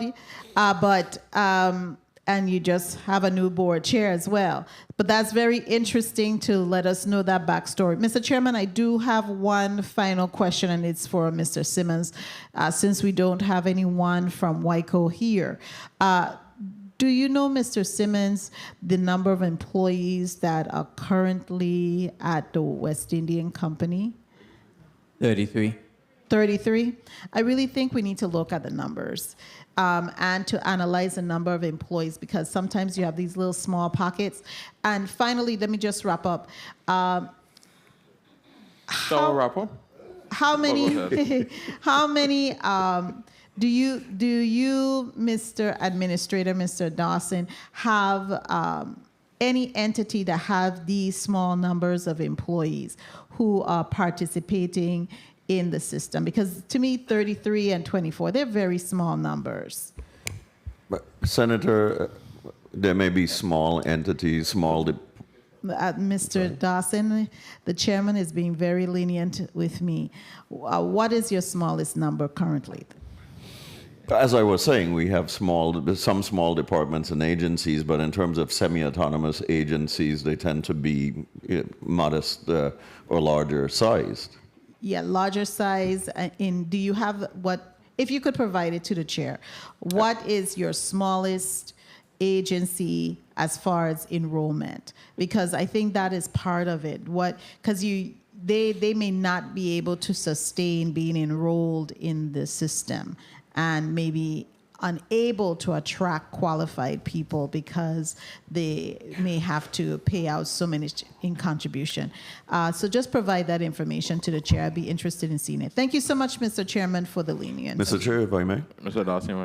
No, we'll be happy to provide that information, but I would just like to be clear that, of course, we have the central government, which in turn is comprised of small, various sized departments and agencies, and then we have semi-autonomous agencies, which typically are not as small as VINGN or WICO, but we can provide that information. Maybe the smallest one might be WTJX, for instance, but they have been a part of the GERS for some time and are compliant, all right? If we start to go down the road of allowing people to choose whether they're going to be part of the system based on their individual needs, then we won't have a system. Yes. Thank you for that response. Mr. Adams, at some point in time, I think, even your employees, and based on what you're saying, would have the option to be in or out. I mean, something should be mandatory at some point in time. I mean, this is for the benefit of their life. I mean, you got 6 employees who say, well, I don't want a retirement. I'm pretty sure they probably say they want no health care. They could do on their own. I'm just saying, and that becomes a burden on the government of the Virgin Islands. Some way, some form or fashion. Mr. Dawson? Mr. Chairman, if I may, I'm so happy with the statement that you just made because I've been chomping at the bit to have an opportunity to say something very similar to what you said. This isn't only about the GERS. This is about the individual employees throughout government and semi-autonomous agencies, and certainly in this case, we're speaking about VINGN. You know, it's fine to have a defined contribution plan to which you contribute 3%, but we have a broader societal need, certainly as a legislature and as a retirement system, to ensure that people can have a dignified retirement. It's one thing to say, I want to pay 3% now, but when you go to retire in 20 years and you can't afford to because you have contributed 3% and your employer has matched 3%, and you're not guaranteed at least the up to $65,000 as it presently is that the GERS provides, then you know it becomes a societal problem. It becomes a government problem when you have indigent individuals that did not plan for the retirement. What happened with those 6 individuals that Senator Joseph inquired about? Should we not be concerned about them? I think that we should. Well, that was basically my question. I have a report. Right. And 1 second, Mr. Adams, because we ain't going to have the real back and forth on this. But the one other thing I'll ask, though, Mr. Administrator Dawson, it sounds like we wouldn't be here with the INGN if we had accepted them a couple years ago. So I need you to look into that for me, please. Gladly. The man put on the record. I am puzzled by that one. Twice he make an attempt to get in the system and you shut him down. You're telling me you're private, you're all kind of thing, but I need you to go back and fact find that for me, please. I certainly will. Thank you, Senator Ray Fonseca. You're recognized for your 5 minutes. Thank you, Mr. Chair. Good, we're having some interesting debate today. I support both of the bills in this block, both bill number 36-0012, which we're going to be bringing forward an amendment. You know, disability annuity is very important. It's a type of long-term financial benefit paid to individuals who are unable to work due to a disabling medical condition. It's like a retirement-like income stream provided, and it's very important. So that's very good here. I wanted to also comment on bill number 36-0066. But before I do, I wanted to ask the director, Mr. Nathan Simmons. There was a letter sent to you June 17th requesting some information regarding the restrictions surrounding the use of the bonds, because you had reported your investment earnings was $27.7 million, and you needed $26 million, but only $9 million from the general fund. So we wanted to make sure you received that letter. It's asking for the information regarding the bond covenants prohibiting the use of investment earnings for operating expenses. So on the record, you've received that letter? Yes, Senator. Okay, good, thanks. So, you know, we got testimony from the Director Dawson of GERS supporting Bill 36-0066. Colleagues, one of the single most important things of this government is ensuring the viability of GERS. And I want to ask Mr. Adams a question, but this is just a yes or no answer. I'm going to cut you off if you go into a detail. So do you now pay for your health insurance, or you contribute to the health insurance for your employees? Yes, we contribute. What percentage do you contribute? 100%. You pay 100% of the health insurance for your employees? Yes, sir, for recruitment and retention. Okay, so you're saying that all of your employees have health insurance? Yes. Okay, good. So you see, you're already paying for the health insurance. If you're paying 100% of the costs, by switching over into this system, you may perhaps can save money because the VI government only pays about 70-something percent. I think it goes to 67, it's reduced. But you see, what's happening here, right, is that this here is just for the new employees. So it's not going to affect the lady that gave us the letter, Miss Isaac, because you can opt out. So it's not going to affect you, Miss Isaac. This is only going to be for the employees starting after it's implemented. So that's not going to affect you. But you see what's happening, right? And I want to ask you another question, Mr. Adams. Who pays for your bond amortization? Well, VINGN, that's an interesting question because No. We have no insight into the bond. I'm serious. I don't want you to answer. Wait a minute. One person speaking. This is my time. You can answer on the chair's time. My question is, does the PFA pay for your bond amortization? I have no insight into the bond. I don't know.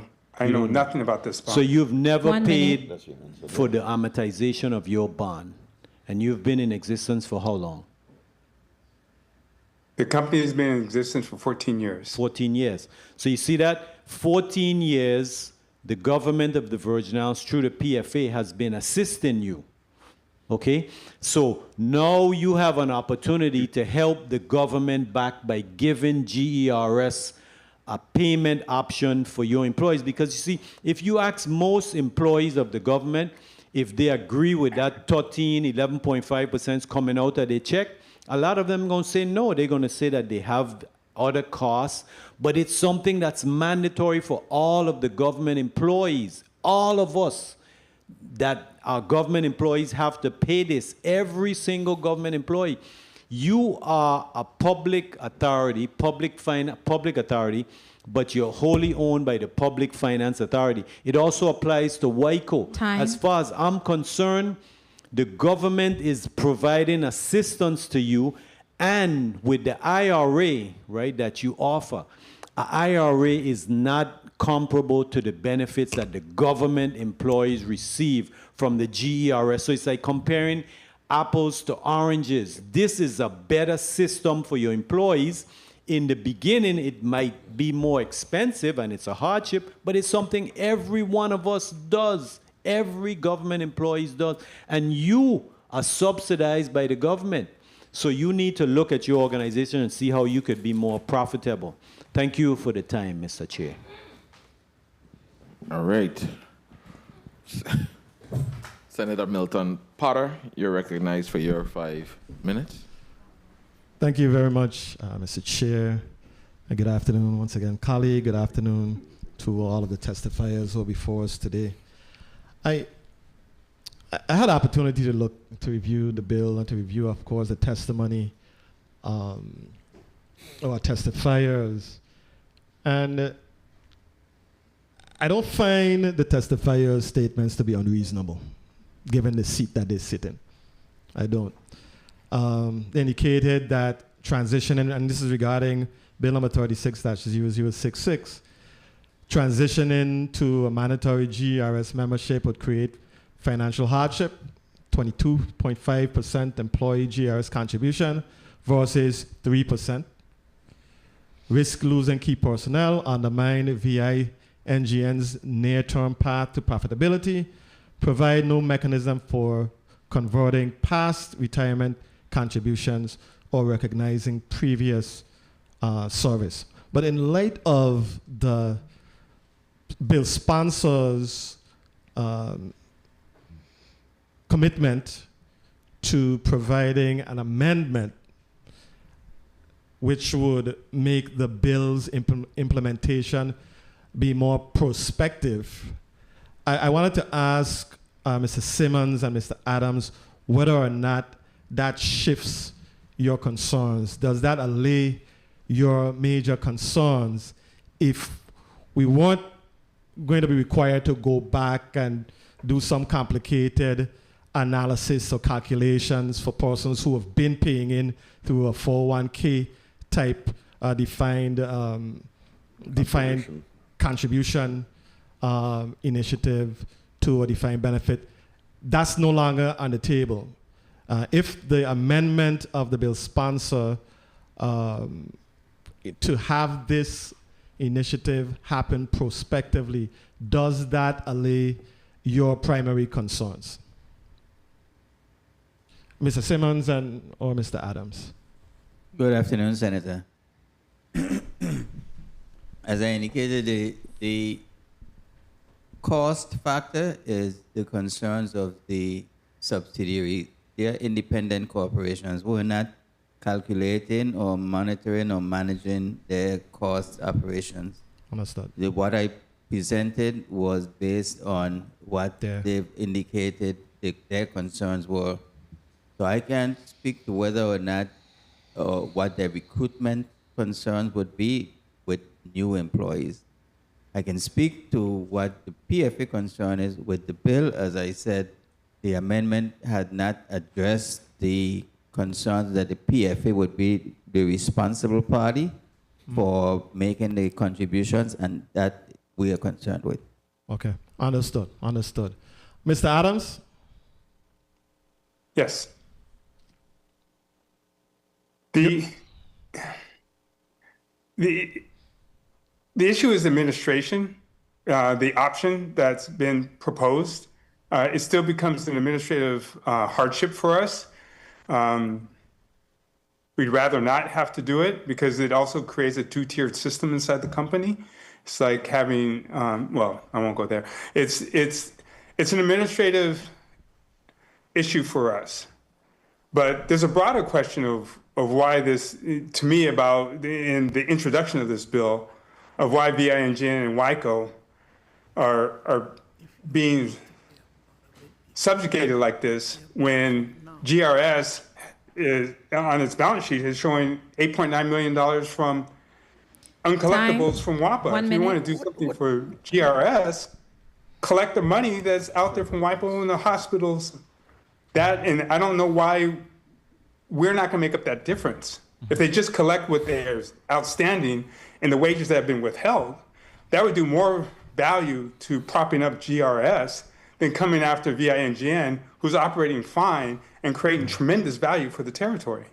Understood, but Mr. Adams, I understand you're putting up your fighting feathers and you're defending what you believe to be a bill that would throwing other agencies on the negatively impact your organization. So, but I don't think that it is the intention. I can't speak for the for this bill sponsor, but I think it is a matter of saying purely all government agencies or semi-autonomous agencies that are a part of the Virgin Islands government should be responsible for paying in to the GERS just like any other government employee, even though your structure is a little different. But every other government employee is responsible for paying into the system, doing their part to also ensure that the system is stable and is stable. So I'm saying it is not, I think to view it as what this is an attack on WICO and the VINGN. I just don't see it that way, even though we may differ in terms of how we see it, but I don't think that is the way to look at it. Understood, and hopefully, I apologize if my stature is offensive, but I'm taking this as my fiduciary responsibility is first to be able to protect the employees of VINGN and the company itself. So, when this bill came up as written, as read, as I received it, this is the position that we have taken. And then with the amendments that have been discussed, I understand we want to be a good citizen, but the best thing that we can do for the territory is lower the bills of internet, make it widely available, have internet free for everybody in parks, schools, and whatnot. We believe we're doing our fair share. And the administrative overhead for a one-person HR department and a two-person finance department, that's a burden. So we have to, that's why I keep coming back to this language of burden for us, and why Ms. Hodge comes back to the language of burden, because it's not just what is right for GERS, what's right for VINGN is what I'm concerned about. I'm concerned primarily about VINGN. Right. Understood. And I think I guess how you see this depends on the lenses that you have. And the lenses that you have, Absolutely. You're just exclusively looking at what is exclusively in the best interest of VINGN from your perspective. And you have a senator who may be looking at this overall for the government of the Virgin Islands. So I can appreciate people looking at the same glass of water and seeing one as half full versus half empty. So I am not offended by your passionate perspective. Thank you very much, Mr. Chair. Thank you, Senator Potter. Yes, sir. Mr. Adam not a Manning, or so you're fighting for the company today. But one thing I do know, we ain't gonna use a government entity conveniently when we want, right? So let's put that on the record. Senator Alma Francis Heilager, you're recognized for your 5 minutes. Good afternoon to my colleagues. Good afternoon to the testifiers. Good afternoon to the people of the territory and staff. PFA, Mr. Simmons, how many subsidiaries total, and this is for the record, does PFA have? Subsidiaries would be 4. 4. So this bill is not technically limited to just WICO and VINGN. The bill says all subsidiaries. Is that correct? The bill does say that. Okay. However, as I indicated, the other subsidiaries do not have employees or officials. And when as senators we draft legislation, I'm going to put this on the record. I do not draft legislation to target individual people, individual organizations. I make decisions overall because I'm looking at the future of our government and what is in the best interest of the people of this territory. That is it. So whether you guys get more subsidiaries in the future, this law will apply to them and the employees of such. So I'm not thinking me, because I'm hearing a whole lot of me here today. And every single time I hear that, I'm concerned about what people are not looking at the big picture. As a senator, I pay 15% every single pay period out of my paycheck. So when I'm hearing 3% and people having a meltdown, I am like, oh my. Well, what happened to me who'd have paid 15? I'm not complaining. So let's look at this in perspective. One of the unique things about me that a lot of people, whether they choose to realize it or not, I've been an employee in this building since 1999. I'm one of the few employees that transitioned over to become a senator. So I have a very long history of this building. And what exactly transpired? I was in this building when VINGN was created. I distinctly remember what it was for. And what I'm hearing here is not what VINGN was created for. At all. We got a grant because we were at the bottom of the totem pole when it came to all the territories and states when it came to getting internet and broadband. I think we were number 54 on the list. That was the initial purpose of the money. And then our government took out a loan to do matching funds to build VINGN. I remember when VINGN came on this floor, if y'all saw the original bill, y'all would have been frightened. They literally was trying to build a government within a government with that original bill. I mean, to the point they wanted their own land, their own housing community. They wanted to set up laundromat, grocery store, literally build a little mini government I remember the document, and that became a contention, and it was all stripped out. So when people want to talk about profitability, VINGN was never created for profitability. That was not the purpose. I mean, this is where we're headed now. But I have a very good memory. But what my concern is, for those of you that are concerned that we are doing this to target employees, that is not the case. 1 minute.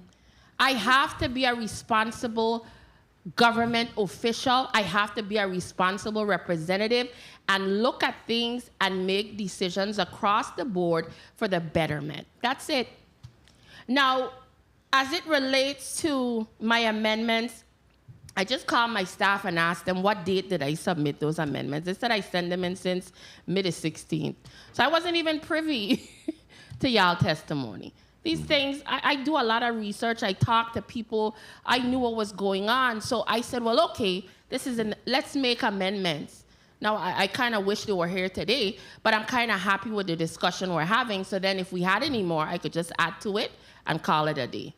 Now, Mr. Simmons, your biggest contention is the authority shall contribute to the government of the Virgin Islands retirement system. And that's your part in regards to you guys having to pay. Now, part of the reason it was written that way, could I just wrap up? Part of the reason it was written that way is because you guys are the parent holder and everybody else is a subsidiary as PFA is the parent. Now, if you guys get more subsidiaries in the future, we were thinking that it would be one centralized location, whether the funding go through you guys and one payment to the GRS system. Because if PFA in the future add on 5-6 more people, 5-6 more entities, that's 5-6 more entities have to set up to go through to GRS. So that was the initial thought process. But if you are suggesting that individual subsidiaries should be responsible to submit their payment on their own, that doesn't bother me either way. That's a simple amendment to just do that. So you could erase that stress off of your head if that was your major concern. It is. Well, consider it fixed. Thank you, Senator. You're welcome. But I don't want the narrative going out here that we are targeting agencies. I don't want that narrative to go out and leave the Senate floor. And to the employees of the current, whether it's GRS, whether it's VINGN, whether it's WICO, whether it's any semi-autonomous agency, we all do our part. We all do our part. And yes, I understand you are trying to, Mr. Adams, your goal is to protect VINGN. Do that to the best of your ability. I don't have an issue with it. But I also want to make note that we talked a little bit earlier about UVI and how they're set up. But you have to understand UVI there's a reason why UVI has a dual system. There's a very important reason. That's why you have a bunch of the regular employees are in GRS. But the other part is that a lot of the professors work from multiple entities, so they're not technically sole employees of UVI. So that's why they had the additional setup. So it's not anything far-fetched we're doing here today. We are making decisions for the future of this territory. We're not targeting individuals. So I just want to make that clear, and I hope my colleagues fully understand that whether it might be 10 people in one agency, tomorrow is 24, it all adds up. It all adds up. Because if tomorrow we end up with 100 subsidiaries and each one of them having 10 people, that's 100 people to go to GRS. We have to stop looking at it as me and look at it as we. The government and the people of this territory.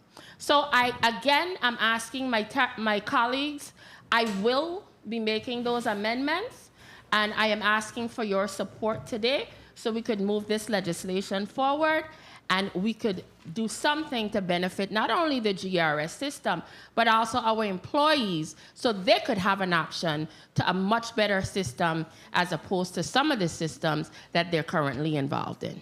Thank you. Thank you, Senator Francis Heiliger. Colleagues, that I think exhaust Block 2, and I'm going to take a 10-minute recess before we take action on the bills before us. The Committee on Government Operations, Veterans Affairs, and Consumer Protection stands in recess for 10 minutes.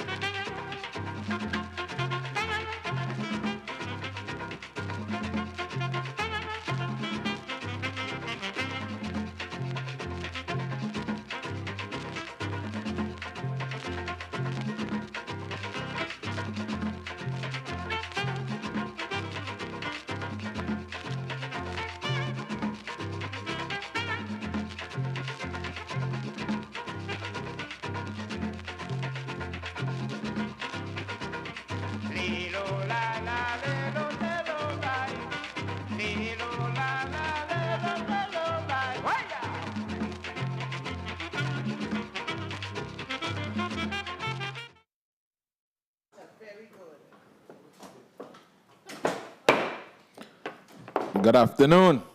The Committee on Government Operation, Veterans Affairs, and Consumer Protection is back on the record.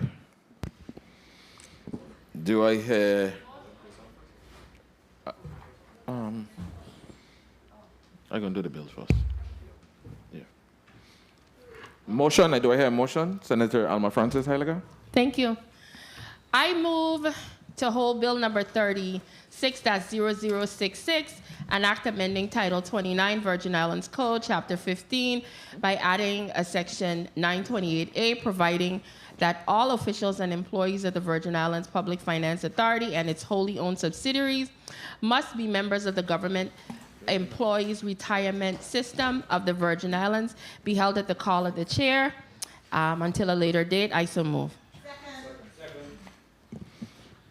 Bill was properly moved by Senator Alma Francis Heiliger, second by Senator Novelli Francis Jr., seconded by also Senator Carla Joseph, and I think I heard Senator Ray Fonseca.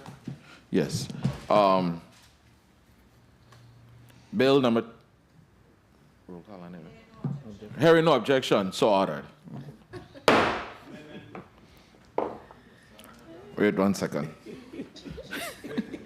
Bill number 36-066, an act amending Title 29 Virgin Islands Code, Chapter 15, by adding a Section 928A, providing that all officials and employees of the Virgin Islands Public Finance Authority and its wholly owned subsidiaries must be members of the government employees system, has been held in Committee on Government Operation, Veterans Affairs, and Consumer Protection until the call of the chair.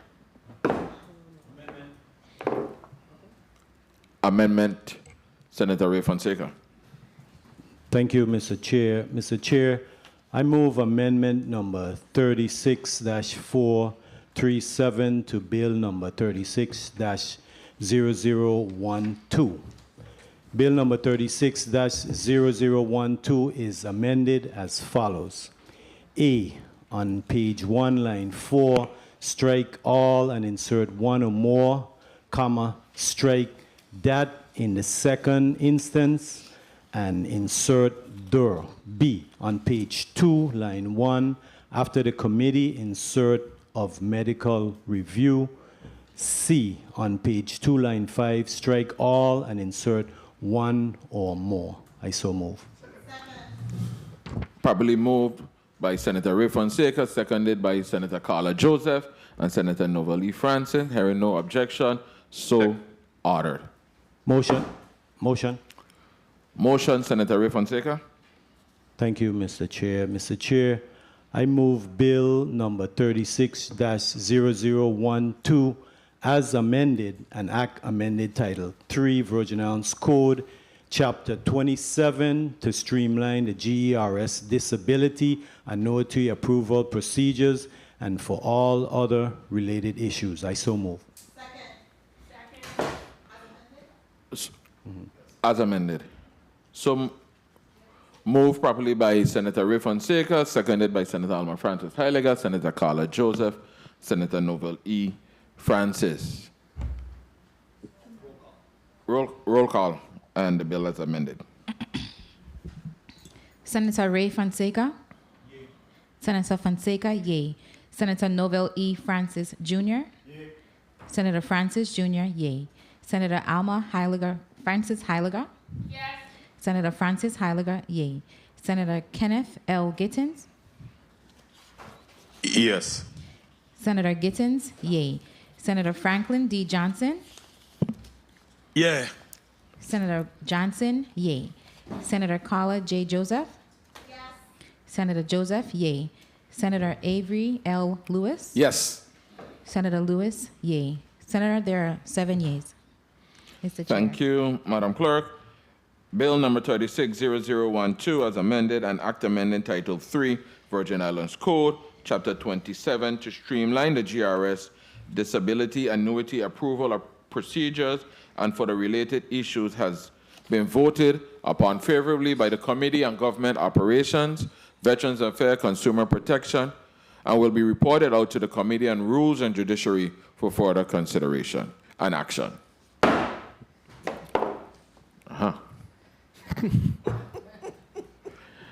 Testifiers, I thank you for being here today. I'm going to give you your time to close up. But before we close out, Mr. Dawson. Yes, Mr. Chairman. I'll be remiss if I don't ask you this one. What's next up with the loan program?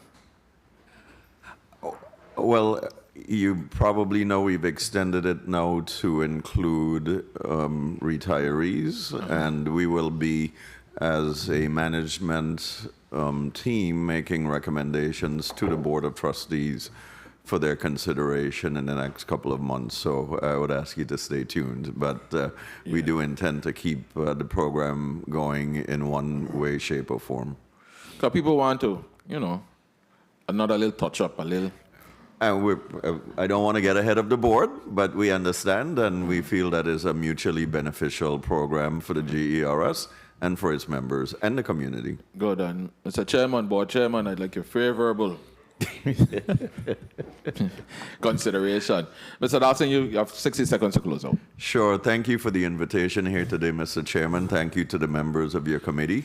I do believe that it was a very high-quality proceeding. I'd like to thank Senator Potter for sponsoring Bill 360012 that will streamline the disability annuity approval process.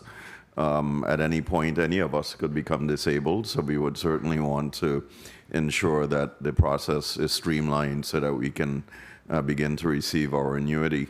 I'd also like to thank Senator Francis Heiliger for introducing Bill number 360066, and we stand in support of the amendments that have been discussed here today. We continue to move the GERS onto better footing, and it's every little bit that adds up. So thank you very much. This was another step in the right direction today. Thank you. Thank you. Mr. Simmons? Good afternoon. Thank you all very much for the opportunity to discuss this bill here today, and we look forward to seeing the bill as amended. And again, condolences to you and the entire family. Thank you, sir. Mr. Adams? Sorry, Mr. Thank Adams, you. 1 second. 1 second, Ms. Hodge. Should have the last word, but I did want to make a couple of clarifications, if I may.